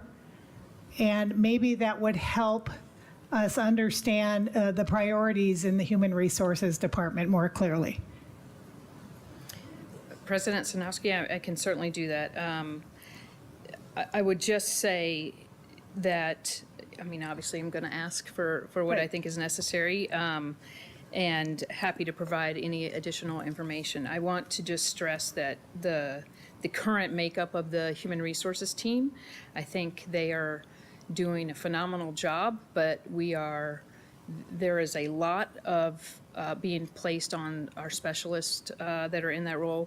We have one person that is onboarding all certified and administrators. We have one person currently that is doing the work for the classified. And, we're talking about approximately 1,500 people our employees on each side of that. So it would be some additional support for these outlines, or these responsibilities as outlined, which further supports those work. And as I talked at the last governing board meeting about the audit, the idea is to have a specialist serving each learning community to better service each one of those learning communities, for whether they're onboarding people, offboarding, and things of that nature. But I'm certainly happy to take this back and then provide some more context if that would help. It would definitely help me, yes. I'm sorry, I didn't mean to talk over you. No. I just wanted, Go she ahead, was Dr. responding to Hartwells. my question. Yeah, you were responding to my question, so I would appreciate if we could table it. There's a window here where we could get more context and nexus with the recommendations of the HR audit. And the point was well made that there was an investment in it, and I'd like to see kind of what the bigger plan will be and how this fits in. Board Member Werner? So one of the things that came out of the audit, and it was a very well executed audit, was the 19.7% turnover in our staff. And we have to take a look at why that is. And I hear a lot of what that is when I'm on campuses and I'm talking to staff. And we need to listen to them and give them, really help them be provided with what it is that they need. I know a lot of them need aids and other things, and we may have to take a look at what we pay again, because middle-aged people cannot live off of what they're being paid in some of these classes and also in our facilities. And so it's very important that we take care of our staff so that they will stay. For clarification, Vice President Werner, are you saying that, I'm hearing two things. I'm hearing this position is going to cost us too much, the pay is too high for this position, but then that we were not paying our employees enough. So can you please clarify that? So I want us to focus on our staff before our teachers and the staff that supports our teachers before we hire more administrators.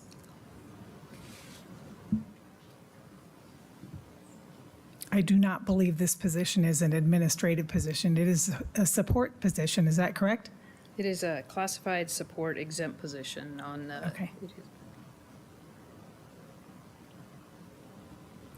To your point, it is listed on the administrative salary schedule, but it is a classified support position. Okay, so. Exempt versus hourly, yes. Go ahead. Support in the classroom as opposed to support in administrative positions at this time. So once we figure out the teachers and what's going on, what support is needed in our classrooms, then, we can backtrack and see what's needed in support for administrative positions. All right. Would someone like to make a motion on this?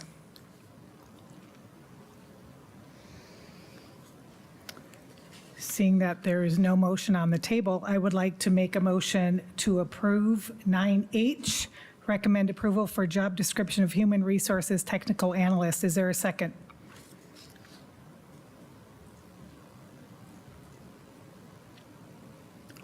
No second on that. Okay. I'm hearing something. Yes, go ahead. I'm sorry.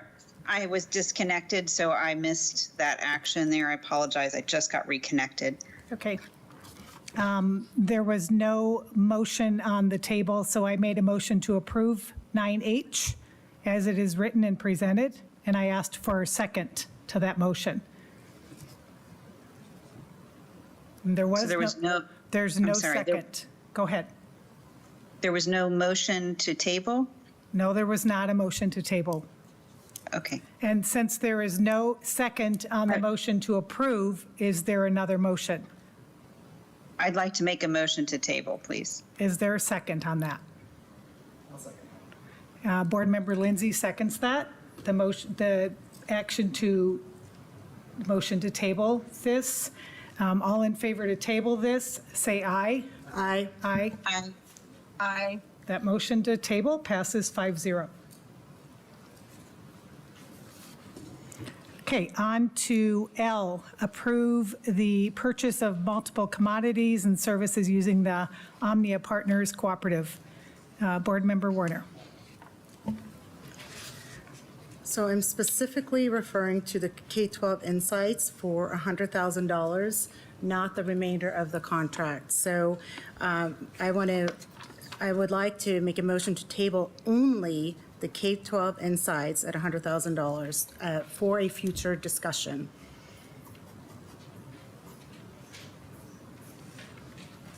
May I ask why? It's $100,000, and we don't have any data on if it's a good use of funds or not. And it appears to be very limited in its in how it's being used right now. So again, it's another contract for $100,000, and we need to know if it's effective. And what I'm asking for is to for this to be a future discussion item at the next meeting, where we can have more information and have the data of the effectiveness of the K-12 Insights. Dr. Manziel and I had a conversation about this earlier and thought that this was the best approach. So this isn't a no, it's just let's have a discussion about it so that all the board members are aware of the effectiveness of the product and if it's worth the money. Thank you. May I ask a quick? Yep, go ahead. I'm sorry, this is very disjointed. May I ask a clarifying question, please? And what exactly would you be looking for in terms of effectiveness? What measure of effectiveness are you looking for? I'm also trying to just understand whether it's worth the wait here or not. So how much of is being used? How often is it being used? What is the return time for people who do use the software? And is it used enough to where it is worth the money? And this is definitely worth a conversation later. It's a lot of money, so. Dr. Hartwells, I'm going to ask Dr. Menzel to describe what K-12 Insight is used for and how it's been used for the last, I believe, 3 years in our district. I did make a motion. So I'm. Thank you. I'm concerned about spending too much time in discussing the specifics. It's not called out that way in terms of the agreement. These are contract and procurement issues that allow the district to spend money. So I do believe it would be more appropriate to discuss those questions, and I'm happy to make the case for K-12 Insight and Let's Talk. We have used it for 3 years, but I think that we'd like to be able to present that entire presentation. That way the community has the benefit of seeing that data as well. Thank you, Dr. Menzel. So the motion was made to pull the particular item off of this multiple commodities services with Omnia Partners Cooperative. So you table that. Yep, the motion was made to table that. Is there a second? I'll second it. Second. Seconded by Board Member Lindsay. Thank you. All in favor of tabling consent agenda 9L, say aye. Aye. Aye. Actually, it's not the whole thing, it's just the particular case, K-12 Insight, correct? Yes. Okay, thank you. All in favor to pull this one particular item off of this consent agenda package, say aye. Aye. Aye. Aye. Aye. That motion to table the K-12 Insights has been approved 5-0. We're going to move down to, we're approving 9L. Right now, we're going to approve 9L as amended. Correct? Okay. So now I'm going to make a motion to approve 9L as amended with K-12 Insights removed from that. Is there a second to that motion? Seconded by Board Member Lindsay. All in favor, say aye. Aye. Aye. Aye. Aye. That motion passes 5-0. So we have approved 9L with the omission of K-12 Insights. Moving on to 9P, as in Peter, I believe. And that was Board Member Warner again.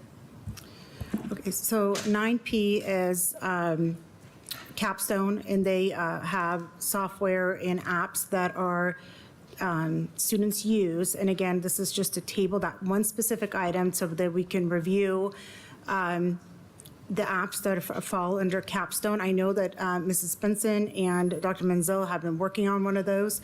And so again, it's not a no, it's just let's have a discussion and make sure that we're able to use the apps properly. Thank you, Board Member Warner. That was a motion, correct? Yes. And Well, just the single. Yep. So there was a motion to just remove Capstone from 9P. I would second that motion. All in favor to specifically remove Capstone from this item, say aye. Aye. Aye. Aye. That motion to remove Capstone passes 5-0. So to approve 9P as amended, I'd like to make that motion. Is there a second? Second. Seconded by Board Member Lindsay. All in favor to approve as amended, say aye. Aye. Aye. Aye. Aye. That motion passes 5-0. Thank you. Okay, we're going to move on to Q, 9Q. And that, again, I believe is Board Member Warner. So again, this is Hop Skip Drive. This is just one item out of that entire PDF that we received. And I would like to, again, table this to have a discussion. This is a $500,000 contract to Hop Skip Drive. And there are some issues going on with Hop Skip Drive, and it's just something that needs to be discussed as a board and make sure that proper measures have been taken and it's going to be safe for our kids. Board Member Warner, is it the Hop, skip, drive. Hop, skip, drive? Are you asking about the financial or the overall? Are you asking for conversation of the financial or of the performance? I'm asking to table this item to have a discussion regarding the performance before we award a $500,000 contract. Okay, so the request to pull Hop, skip, drive from 9Q is specifically to discuss the performance of this vendor? Yes. Okay. Did you make that motion? I motion to table Hop, skip, drive from agenda item 9Q for future discussion. Okay, I would second that motion. All in favor, say aye. Aye. Aye. Aye. And that motion passes 5-0. Thank you. And moving to the rest of that particular Q, 9Q, to approve it as amended, I'd like to make a motion to approve it as amended.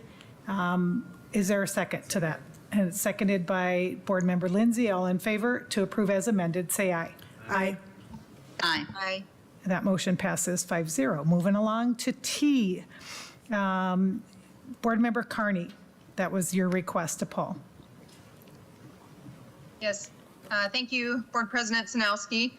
So I've pulled this approval of the renewal of IGA with Greater Phoenix Educational Management Council off the consent agenda tonight because we're being asked to approve a 5-year agreement at a minimum cost that over $50,470 tonight. And one of the things that Greater Phoenix Educational Management Council says that it does is they engage in advocacy to improve and influence educational legislative policy. And so I don't believe this renewal is really necessary now that Dr. Menzel recently hired a lobbyist for SUSD. And I really would like to see our board focus on less spending for the adults and for administration and look for ways that we can move more dollars, M&O dollars, to the classroom and student learning. So at this current time, I don't think this is a necessary spend, and it's not a good use of time or M&O dollars. Thank you, Board Member Carney. Does anyone from the governing board have any comments or questions regarding this particular item? Board President Sanowski. Yes, go ahead. I would actually like to direct my question to Dr. Menzel. Could you give us just a quick summary of the value add of the district's participation in the organization, please? Sure. Thank you, Dr. Hartwells and members of the governing board. The Greater Phoenix Education Management Council provides an array of benefits to the school district. We are one of 60 school districts that are members of the Management Council. Not only are there regular meetings where school leaders are brought together from the superintendent level, but also from the school business official perspective, as well as curriculum and instruction. And so as we gather with other school districts dealing with similar issues, we actually learn and grow together in terms of improving our professional practice to meet the needs of our students. So for about just over $10,000 a year, Scottsdale Unified School District is able to participate in this group of 60 districts that are working to improve educational outcomes for students in the state. So I believe that the return on investment for the just over $10,000 is money well spent, and it's an ability for us to be able to tap into that network, which is both plugged into individuals in Phoenix when the legislature is acting, but also engaged with other partners that are working to improve educational options for students in the state. Thank you, Dr. Menzel. And just to clarify, the fee is $10,000 a year, not $50,000 a year. Right, that was the aggregate. That's correct. The $50,000 is multiplying the 5-year IGEA. There is a 90-day exit provision at the end of each year. So if the district decided that it wasn't money well spent, there would be an ability to get out of the IGEA So we're not locking in for 5 years. We're making an IGA agreement for 5, which is not uncommon for us. We've done it with the Scottsdale Police Department for our SROs. But virtually every long-term IGA or contract has an exit clause, and this has one as well. Thank you, Dr. Menzel. I appreciate you sharing that, Dr. Menzel, and I want to put a kudos to whoever added in documents that we received for this board meeting, not just the particular cost and organization, but also the term of contract, because it's not unusual for us to have multi-year contracts with vendors. I think what's real important is that there is a possibility of an exit clause, mutual, put in place with any of our contracts. So I appreciate hearing that on this particular one. Any other comments on this? Okay, is there a motion on the table for T?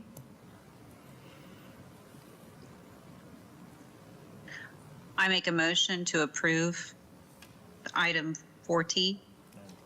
9T, thank you. 9T, thank you. And I would second that motion to approve 9T. All in favor to approve 9T, say aye. Aye. Aye. All opposed? No. No. The motion passes 3-2. So 9T passes 3-2, and I believe that gets us through all of our pulled consent agenda items. So we're going to move on to our action items. 10A is the approval of resolutions calling for special budget override election on November 7th, 2023. Shannon Crozier. Thank you.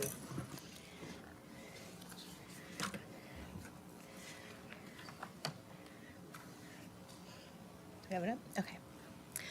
Board Member President Sanowski, Vice President Warner, members of the board, Dr. Menzel, and guests. A few board meetings back, we talked about a possible M&O override and what that would entail and look like. And so tonight we are bringing that forth as a call for resolution if the board so chooses to do that election. Just some background information on it. This is a continuation of a voter-approved M&O override that was approved in November of 2019. The new authorization would take effect July 1st, 2024, and would begin a phase down of July 1st, 2029. And what that means, and that's kind of what's playing into this call for action, is M&O overrides are good for 7 years. However, you begin a phase down period after year 5 if it's not renewed. The point being, it's hard to take a multi-million-dollar cut to a budget, and so if it doesn't pass, it gives you a couple of years to ease into that, although I think even the easing into is difficult to do. This would be 1 year early, and currently the override must pass by November 24, or we would start the phase down period in July of 25, so fiscal year 25-26, which is an estimated $7.3 million phase out each year. There's been some questions, why go early? And that's a good question. One, it gives us 2 opportunities to pass before we begin that phase down. I'd like to be optimistic and hope that it would pass the first time and we wouldn't have to go through that. However, we know in this district some have not passed. We know in other districts that's happened as well. And so generally, if it doesn't pass the first time, in most cases it passes the second time, and we would be able to eliminate the possibility of having to do a phase down. Like I said, it's also very common for districts to do an early vote, again, because it gives you that 2 opportunities to be able to get that passage. I will say that right now we know of 5 districts beyond possibly SUSD who are going early for their M&O override, so they'll be putting that on the November 24 ballot, or I'm sorry, November 23 ballot. We know that 12 of them went early in 22 and 16 went early in 21. So it is a pretty common thing for districts to do, is to make that recommendation to go early. I'll talk a little bit more about that $7.3 million a little bit later on in here, because that is a pretty big impact, and there's some financial cliffs that hit about the same time. So we'll get into that. It is an estimated tax of approximately 33 cents per $100 of property taxable value. There's a great slide here later on that talks about property value, because it is not a taxable property value, because it's not the same as what you're looking at Zillow and your home value is. That's based on the current evaluation. Every year, our assessed valuation goes up. So we have to estimate with what we know now. I could see where that would actually go down from what we think it would be right now. For next year, for the override that we have in place, it's about 32 cents. So just a small adjustment there. It's approximately 22.1 million. Again, it's based off of our RCL. So that's a number that varies every single year and changes, but it's approximately 22 million. The governing board would have to do a call for election and prove that. It has to be done by June 10th. We've already notified the county that it was a possibility because we had some date requirements that they needed to know if it was a possibility even. But that's why we're bringing it now, is because we're getting very close to the time limit for that. And it would be an entire mail-in ballot. There's been a lot of questions about the cost of the election, and I'll say one of the issues with that is it's really hard to predict. It's for this particular, for this election, you can register to vote up till October 9th. So there's no way for the county, and I've asked multiple times and been told, quit asking. They can't tell us how many voters we'll have as of that time. They won't even tell us how many we have as this time, so at this point in time. So again, it can fluctuate between now and October 9th. It really just depends on what happens between now and then. It is $2.12 per ballot for that, as well as a $500 flat fee for the question. There's only one question we're asking. If another city were to do an election, it would change any voters that, so we have voters that are part of Scottsdale Unified but live in the Phoenix area. So like if the city of Phoenix were to call for election, those ballots would be $1.06 versus $2.12. We're not sure if that's going to happen. There was some discussion that Phoenix might. I haven't gotten clarification on that for sure, but if that did happen, those ballots would be a little bit cheaper. Like I said, the county won't tell us how many voters we have until November, so it's been a little hard to tell. In the November 22 election, we were charged for 158,000 ballots at 50 cents per ballot, so it was a much less expensive election because they were 50 cents per ballot. In November of 2019, we were charged $2.12 for the ballot. We had a City of Scottsdale initiative on there, so some of them were $1.06. There were almost 171,000 ballots that went out. So as you can tell, even between 2019 and 2022, there's like a over 12,000 vote difference or ballot difference there. So we looked at what would a range be and went off of that. When I originally did this, I will tell you, I said 127,000. I looked at what was our cost for the election we did 5 months ago and based that off of that. That was my error. And that was based off of 50 cents per ballot. This will be more because it is a special election if we were to do that. But we looked at what could the cost range be because we don't really know exactly how many ballots. So looking at if we had the 158,000 that we had in November, it would be approximately 384,000. Or if we went off of the almost 171,000 that we had in 19, it'd be upwards of 410,000. So there is a wide range of where that could land. Unfortunately, it's a little bit more than, well, it's more than what we originally said. But if it doesn't go and something happens, we face a bigger reduction. So if we didn't and we waited until 2024, it would be 50 cents per ballot. But again, if we don't pass it, that's a $7.3 million reduction that we would face. And I know that there's been a lot of concern about the cost, and I absolutely get that. I live in Scottsdale too, and that is a very valid concern. But if we wait another year and it doesn't pass, then we have a much bigger problem to address with cutting that budget. And just trying to give a time frame of what that looks like as we move forward with our budgets and preparing for what that looks like in the future for us. We know, because the state's passed a budget on Friday, we know for next year, we still have our ESSER money, which is great. It's about $7.1 million. We still have what's called Prop 123 additional funding. It's about $1.3 million. And then the state just approved one-time money, which is helpful. It's going to be around $5 million, which is a lot of money, but it's also one-time money. So next year looks pretty good. We've still got the ESSER, we've got the additional one-time monies, we still have the Prop 123. When we get into fiscal year 24-25, we will make some cuts. And that becomes because we will have lost the ESSER money that will no longer be with us. So next year we'll be talking about how do we've put positions into ESSER, so how do we address those positions? And now we have $7 million less to spend from not having ESSER. We also have that $5 million, that's one-time money, so we will not have that in 24-25. So we have to be very careful how we utilize those dollars. And knowing that that is one-time money that is there next year, but it won't be there in the future. So we know we'll already be having tough discussions about what that looks like. If the override didn't pass in November 24, that would impact fiscal year 25-26, and we would have to reduce M&O by approximately $7.3 million, which is huge. But the other problem we face in that year is that that's also when Prop 123 has ended, and that's a $1.3 million cut right there.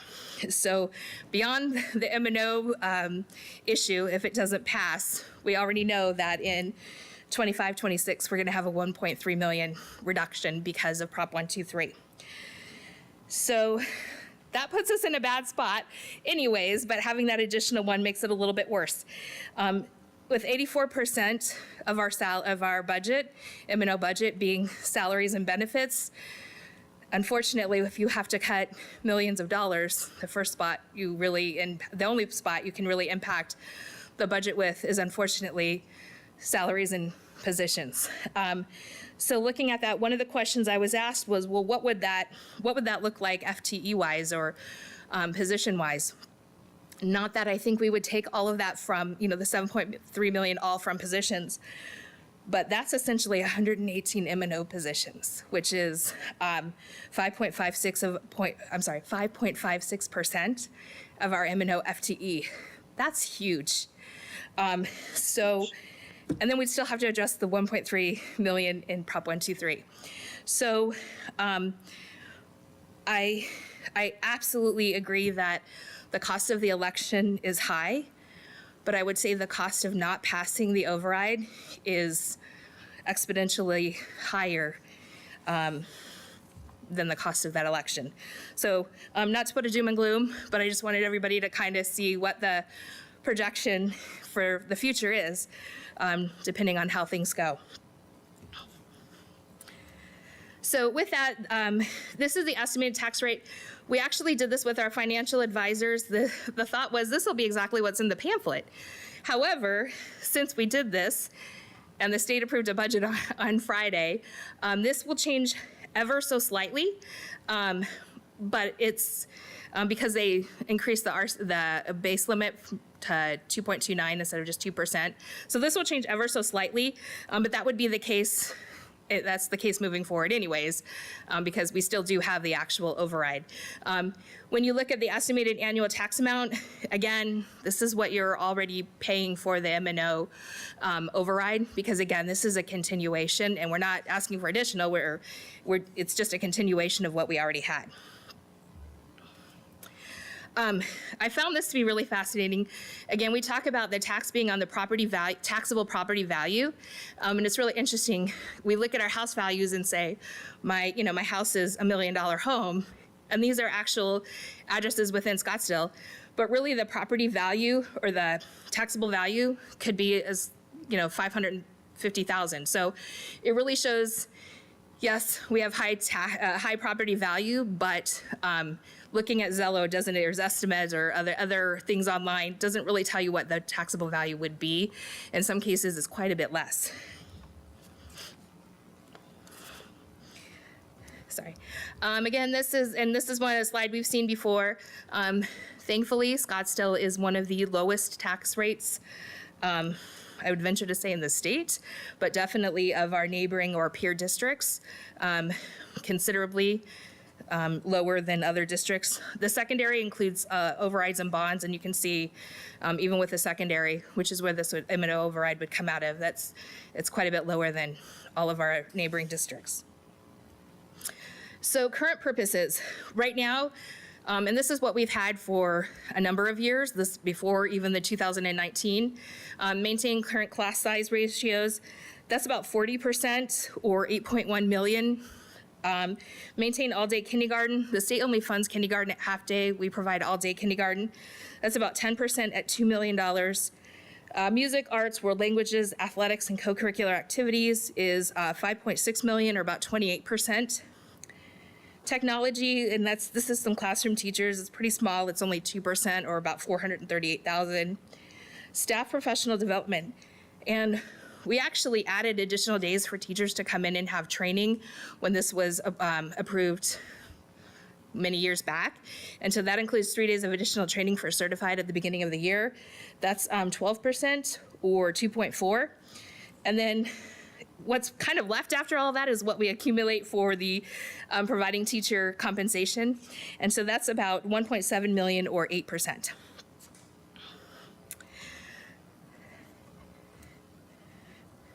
Maybe not. Okay. So next steps, if the board approves the call for election tonight, there's a new statute where you have to post twice in the paper of general circulation that you've approved a call for an election. So we would work on that.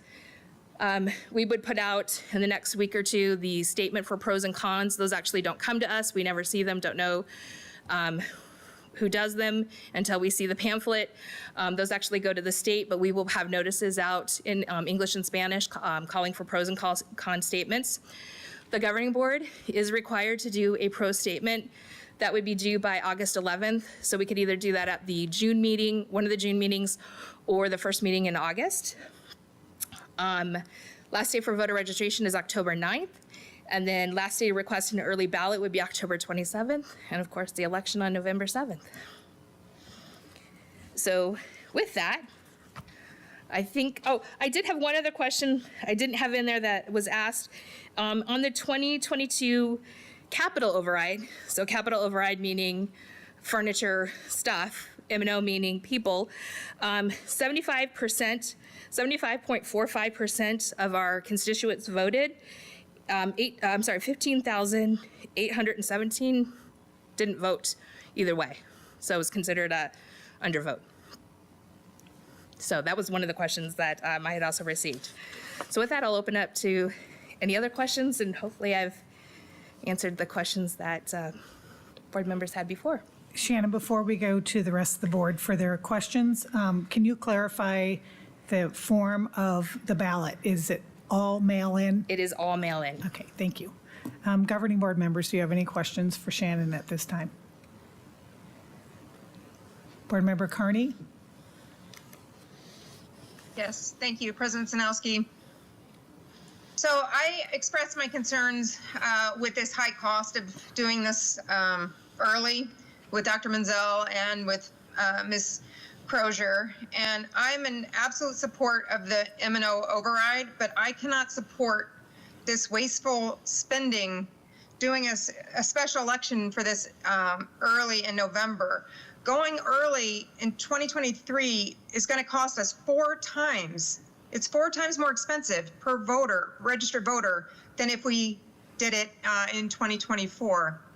And I'm confident that we can band together and educate the community over this next year and champion this in 2024. I mean, it's nearly $300,000 more to do it this year. And that's money that we can use to pay so many people. We can get some full-time security, that the elementary school parents were asking for during public comment, right? We can use this M&O money to pay for security for our elementary schools. We can pay our library resource specialists more for all that they've taken on with IT, our special ed paras. I could go on and on what we can fund with nearly $300,000. And so I am not for this wasteful spending doing this early. And I know that we can band together, champion this next year, and be more, wise with.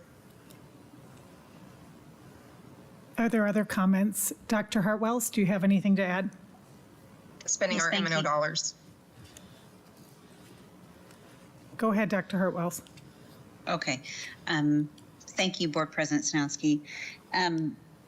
Shannon, in the resolution, I think it bears repeating. The resolution, the certificate that we had in our board docs, the sample ballot, there's a statement about the net impact on the taxpayer. That's one thing that hasn't come up yet, is what happens to the taxpayer here. Could you clarify for the community and for the board what impact continuing the override would have on the taxpayers' Yes. tax bill? Yes, Dr. Hartwells. It's a continuation, and so it's continuing what the taxpayer is already doing. So it's not an additional tax because it's just continuing what we already have in place. So there's a net zero impact dollars, Yes. $0 on the taxpayer. Okay, great. Thank you. Thank you for confirming. I think that's important to point out. And then we're looking at, let's say it's around, first of all, these are all estimates, which you've stated several times. These are not firm numbers. Things don't get cheaper over time. They get more expensive. And we're looking at around 250, and that's it looked like on the high end of your estimates, versus in an investment cost to go out this November relative to the benefit, if it were to pass, of over $22 million in a year, right? Did I get that right? Yes, Board Member Hartwells. Yes, it's it's hard to tell what the actual cost would be. I mean, it could be as low as $384,000. It could be in the $400,000 range. It's hard to tell without knowing the exact number of registered voters. However, we know that the last election was about $127,000. The ballot was considerably cheaper. So there is a difference between that. I mean, yeah, you're talking $300,000 difference from what it would be going now versus later. Okay, but relative to the yield, so the return is 22 million. So we're talking 2 orders of magnitude, 100x difference between the investment costs and the return should it pass. Yes, that is correct. Okay, all right. I think that the phrase growing up that comes to mind that I'm thinking of is "Don't cut off your nose to spite your face." So, thank you, Shannon. Thank you. I note a request from Board Member Werner to speak.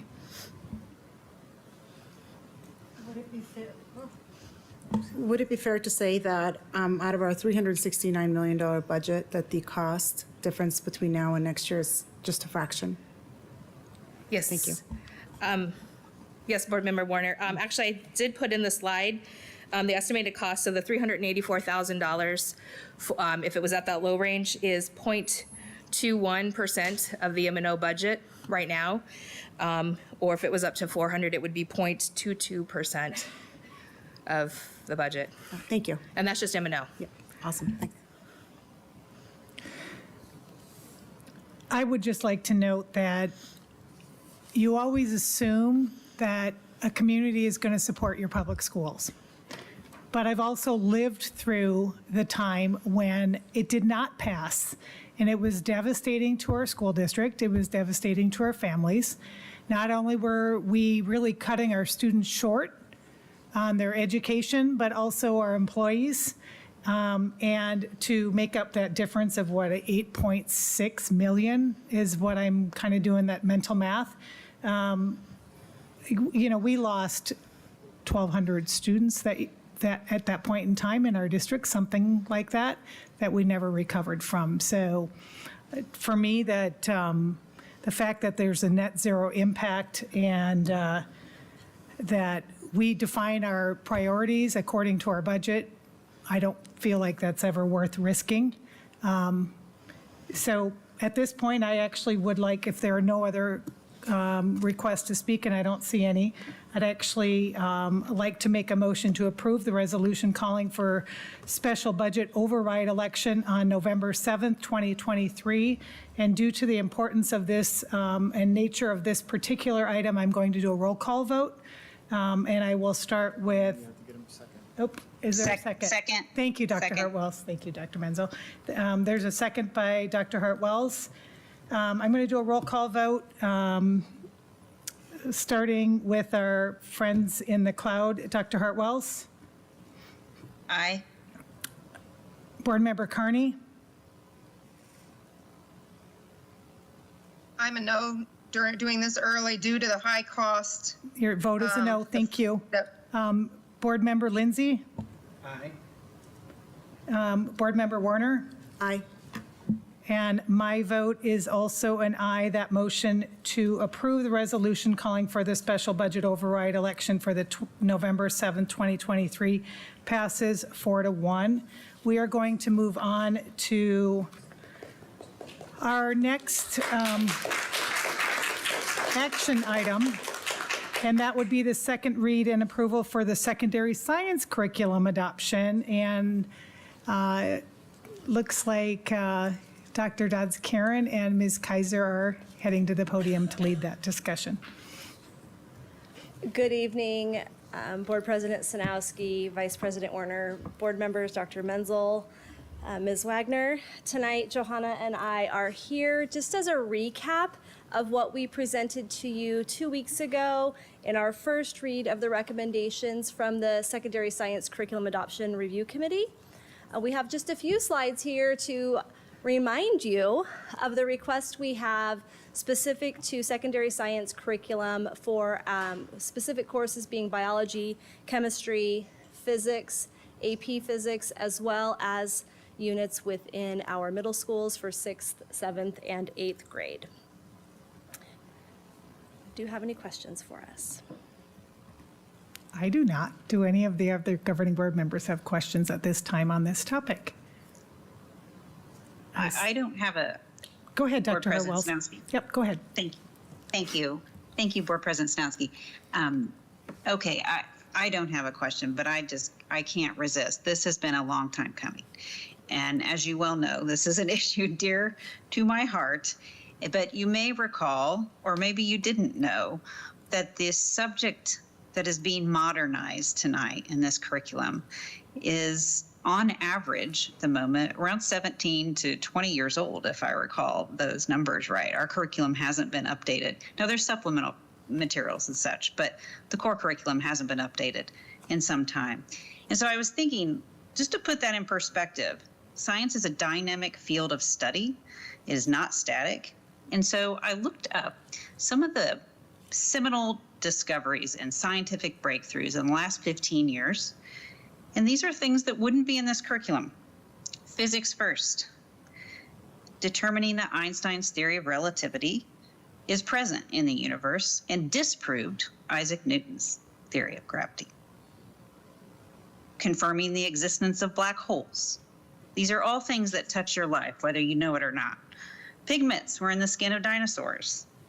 The 1911 Popular Mechanics article with an assessment of the future impact of the combustion of coal on the climate.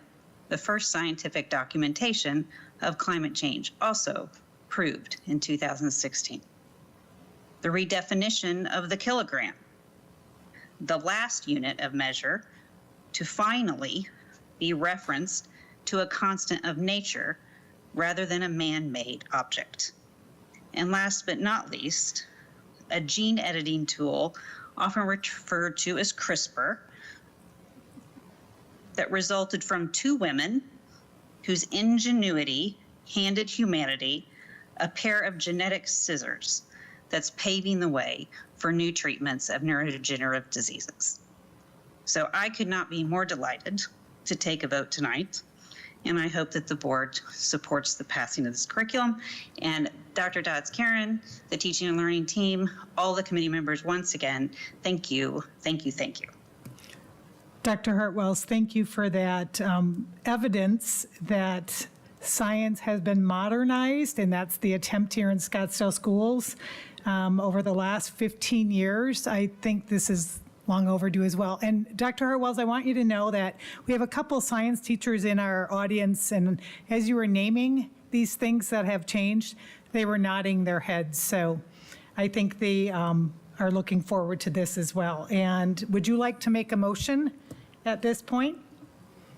I would love to make a motion. Yes, I would love to make a motion to approve the adoption of the science curriculum. And I apologize, I don't have the number on the agenda. 10B. 10B. 10B. B is in boron. I would like to second that motion as well. Board Member Warner is requesting to speak. So it's exciting to hear your enthusiasm for what is being approved tonight, Ms. Hartwells. I do have an issue with Sabbath, so I will be abstaining, and I do understand that this is going to pass, and that's it. Any other comments or questions? The motion has been made and seconded. All in favor to approve 10B, say aye. Aye. Aye. Aye. No, say nay. And abstentions. Abstain. Yep, that motion passes 4-0-1. All right, we're going to move on to science is so exciting. Love that. You don't know how old it really is. No, I've seen it. It is old, yeah. And so I'm happy for our science teachers, and I'm really happy for our students, because I know our teachers have upped their game in the last 15 years, but now they'll have true support for their teaching. And so we're going to move on to 10C, approval of middle school and high school novels and supplemental materials. I believe Dr. Dodds-Karen, Ms. Wallace, and Dr. Benson are going to facilitate this. Good evening again. Board President Sanowski, Vice President Warner, members of the board, Dr. Menzel, Gladys, those who are still present tonight for our update and request for approval of secondary novels. I'm here tonight with Dr. Benson and our secondary ELA coach, Donna Wallace, and we are proud to share the work that we have been leading this year with our secondary novel review committee, and we are here to provide an update with the process that we've also used for supplemental materials. Our goals tonight are to review definitions of materials, explain our process that the committee's followed for reviewing materials, and recommend approval of new novels our committee has reviewed, and clarify that there are no changes, no additions, nor recommendations for removal specific to our supplemental materials for the fiscal year 23-24. The terms before you are not new to SUSD. Annually, during this presentation, we provide you with this language. For our community, it is important for you to know that the curriculum materials that we utilize in our classrooms are comprised of a wide range of resources, such as our adopted text, supplementary materials like books or novels, supplemental materials such as videos or ancillary materials that a teacher might select to add to the units of their study. Also to be noted, these definitions and processes for curriculum recommendations presented tonight support board policy specific to community involvement, including parents, teachers, students, and administrators in curricular decisions, and modifications to ensure high-quality programs of education. Also, these types of instructional materials ensure our curriculum meets the varying needs, abilities, and learning styles of our students. Tonight, we will share with you the phased approach that we utilized to incorporate new instructional materials to complement a curriculum adoption, as well as books that teachers or parents have requested we review and consider for use in the classroom. Shortly, you will learn of the 43 books our committee reviewed this year. So here you'll see the purpose of the Secondary Novel Review Committee. These principles were common to each meeting and review process to ensure that recommendations made by the committee achieve these goals. Our committee purpose also aligns with strategic plan goals for academic excellence and optimized resources to ensure each teacher has the curricular resources necessary to engage the students in their classroom in interest-based and academically rigorous content. Thank you. This is the second year of utilizing the process through what we call the Secondary Novel Review Committee. 27 members currently serve on the committee, which is comprised of parents, grandparents, guardians, teachers, site and district administrators, and members of the teaching and ed services teams who also serve as the lead for their respective grade level small group. I want to say thank you tonight to Stuart Roden and Barry Pinto. They are members of our committee and they're with us still tonight. We did our best to align the group members with the grade levels they're associated with, such as a parent of a 7th grade student would be included in a middle school book club. Most members are in their second year of serving on this committee. We had a few new members added to fill vacant positions.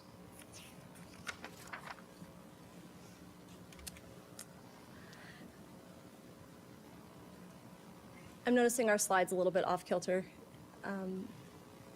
So pardon the upload error. The dates are a little bit askew. So when you look at small group meeting, book number 1, discussion week of September, and then it's down by the bottom, this next arrow, 26. So just please know that that's just a little bit of a typo. The Secondary Novel Review Committee met throughout the school year. Our first meeting took place on August 25th, where members were placed into their small book groups and given their first novel to read and review. Each member then had a target date for reading their assigned novel and completing an evaluation rubric for their assigned novel. Small group members would then agree on a date to meet to discuss their book as a small group once that rubric had been created. In discussion, they would come to consensus on whether or not they would recommend the novel. The following week, all small groups would come together to present whole group novels, present their novels to the whole group to discuss and make recommendations. A new novel would then be assigned during our whole group meeting, and the process would begin again. This slide here illustrates how we selected novels for review and the process that we utilized. And we think it's important to share with you how the novels that we will discuss with you tonight were selected for review. In addition to material being added based on new curriculum adoptions, a teacher can propose a new book to be added to their grade level curriculum. A parent can request a review of a material, or there may be a review to consider a grade level change based on a curriculum team's interest. The books tonight represent these various purposes for review and are ultimately the outcome of us working to improve our processes to achieve the purposes of our committee. As was shared on a previous slide, our process for novel review included working in small groups, or book clubs as we often refer to them. To ensure consistency, each small group lead would use a common template to guide and record small group review and discussion. This is an example of the information each small group would use to create when sharing about their novel. The summary was created to recap the novel and was used to provide information that would then be shared to the whole group to teach what the novel was about. In the small group meeting, members would also share out positives or concerns they had for the novel that they had read, and the group would come to consensus on a recommendation. This is an example of that part of the process. This provided a premise for the positives and concerns of that small group to be shared in the whole group meeting. When recommending a novel to the governing board for approval, several factors are considered. Is the novel aligned with the standards? Did the committee recommend the novel? If the novel was recommended, were there concerns brought forward that require additional thought and review before a recommendation is made? Continuing with the concept that we introduced last year, we will be presenting novels to you that are categorized as green, ready for recommendation, yellow, conditional recommendation that I will explain on the next slide, and red, not recommended by the group to be added for district approval. The process for a teacher to utilize a conditional or yellow novel emerged last year during the secondary novel review process.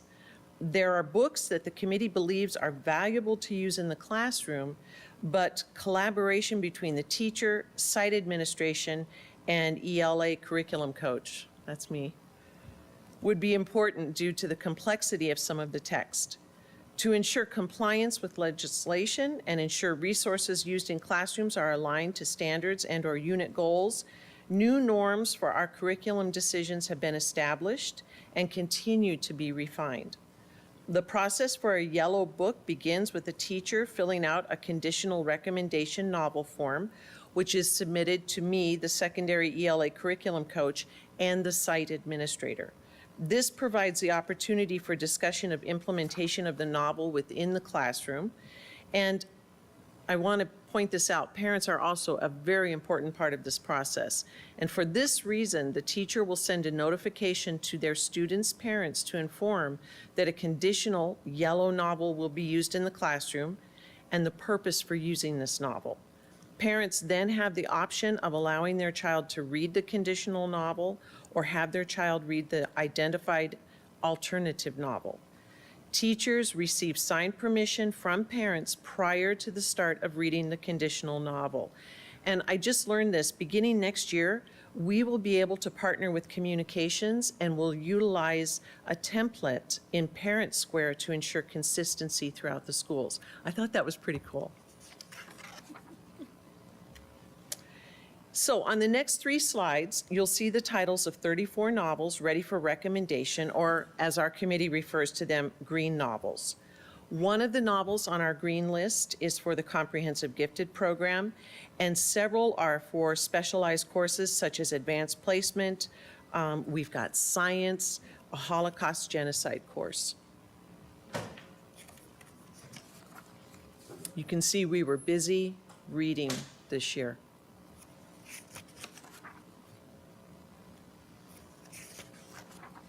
Here you will see 5 conditional recommendations, which our committee refers to as yellow novels. And as I previously mentioned, these are books the committee recommends, but with caution.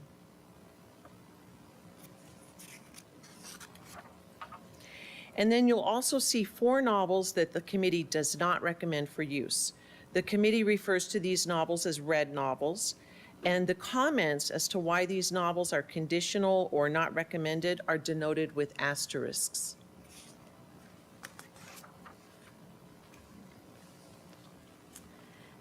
I'll now invite Dr. Benson to share some information related to the supplementary review process this year. Good evening again, all, and thank you, Dr. Dodds-Karen and our Jana, for this first part of the presentation and the work reflected in it. As part of our annual process, we wanted to take an opportunity to clarify that we're not recommending any new additional supplemental materials for the 23-24 school year. Thus, in keeping with ARS 15722, we do not have any supplemental materials that are new or need to be ratified for board approval this evening.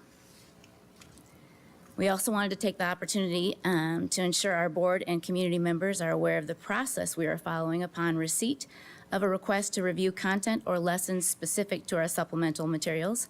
That process is reflected on the screen in front of you.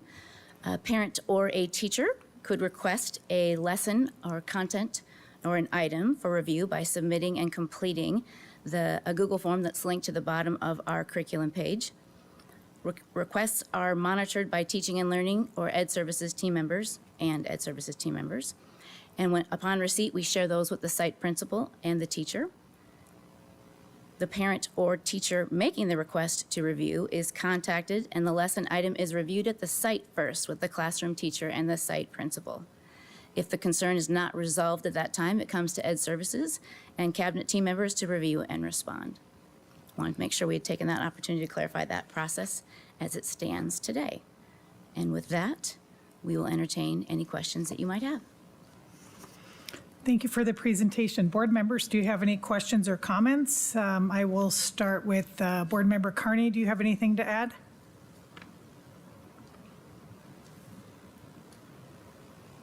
Oh, sorry about that. Sorry getting this on. Thank you, President Sanowski.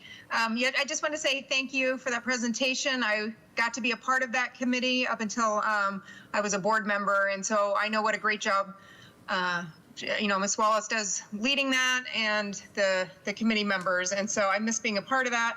But thank you for all you're doing, and that we can be confident in the work that you're doing, knowing you're doing a great job. So thank you. Thank you. Dr. Hartwells? I do not have any questions. I also just thank the committee for all their work and the leadership, and appreciate the presentation this evening. Thank you. Thank you, Dr. Hartwells. Anyone here present? I see nothing. It's hard for me to see anything on the red list.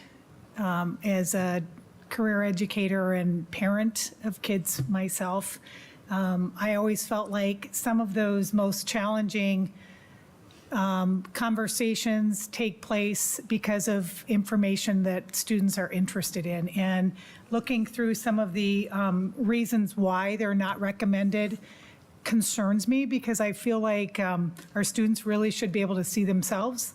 They should be able to see their lives and their families represented in materials that we support in educating them. And, like even just the one that says strikes too close to home, I agree. But I don't think that should dismiss an opportunity for learning. And I trust our educators are qualified to have these tough conversations with students and guide students in things that are tough. But I can put that aside because I do trust the process that has been used, and I trust the work that's constantly being done, as well as the process for parents to have that input as well. So if they don't support an approved material, they can have something else selected for them. So I appreciate the process being put in place and followed consistently. I appreciate that. Okay. Seeing that there are no other requests for comments on this, at this time I would like to make a motion to approve 10C, which is middle school and high school novels and supplemental materials. Is there a second to that? Seconded by Board Member Lindsay. All in favor, say aye. Aye. Aye. Aye. 5-0. Congratulations, team. Okay, we're going to move on to 10D right now, and that would be the approval of proposed priorities for submission to the Arizona School Board Association for their 2024 legislative agenda. And I've been tasked to gather information from governing board members at all governing board members. I will note, as of April 26th, received a message from Arizona School Board Association going through the process and the timeline. And then I had asked governing board members to submit any ideas to add to this priority agenda. And so I did not receive anything, but all governing board members have before them you want to take that out, and I believe board members Carney and Dr. Hartwells have received these electronically as well, and these are suggestions and recommendations to add our input as a collective group from Scottsdale Unified School District. I will note that the Arizona School Board Association represents and advocates for the many diverse interests of the state's school district governing boards and approximately 1 million Arizona children whose education is entrusted in their care. Every district member board can influence this yearly agenda. And when you look through the agenda, it's a pretty heavy lift. And noting from last year's political agenda to current day, hasn't been a whole lot of movement on that. So those would be continued to be worked on.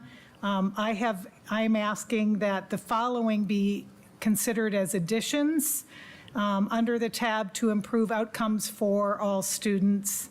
The constant monitoring and necessary adjustments of funding weights within the state formula, including opportunity, tribal, and junior high weights. The addition to work with stakeholders to determine curriculum that ensures accurate and honest education.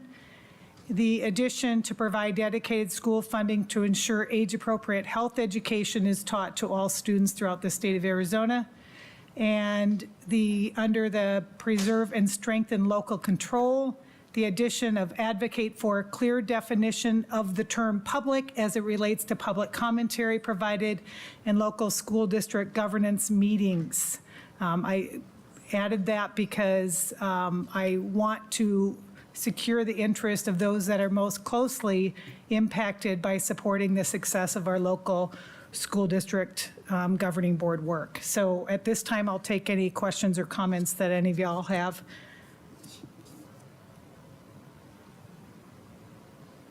Can you clarify that when you say opportunity, you're talking about poverty?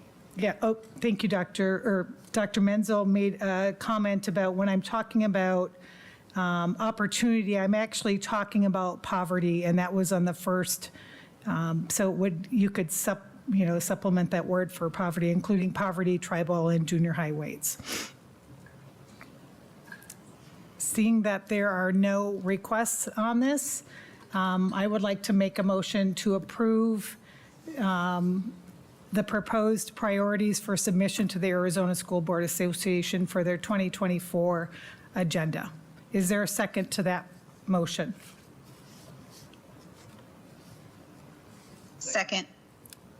Seconded by Board Member Lindsay. All in favor to approve these to be submitted to the Arizona School Board Association on behalf of SUSD, say aye. Aye. Aye. Okay. Those opposed? No. No. All right. I do want to note, and I normally don't make comment about that, everyone was provided an opportunity to provide input on this. So that motion does pass 3-2. And we are going to move on to agenda item 11 for future items. Do any board members have topics that they'd like to propose for future consideration at this time? Hearing and seeing none, I would like to move on to agenda item 12, and that would be our upcoming meetings. Our next meeting is June 6th. That is considered a special governing board meeting at the MDA, followed by June 20th. We will be back here at 5 p.m. Please note the time difference, and that would be a regular governing board meeting here at Coronado High School at 5 p.m. on June 20th. I'd like to make a motion to adjourn this meeting. Is there a second? Second. Seconded by Vice President Werner. All in favor to adjourn this meeting, say aye. Aye. Aye. That motion passes 5-0. The time is 9:02 p.m. This meeting is adjourned.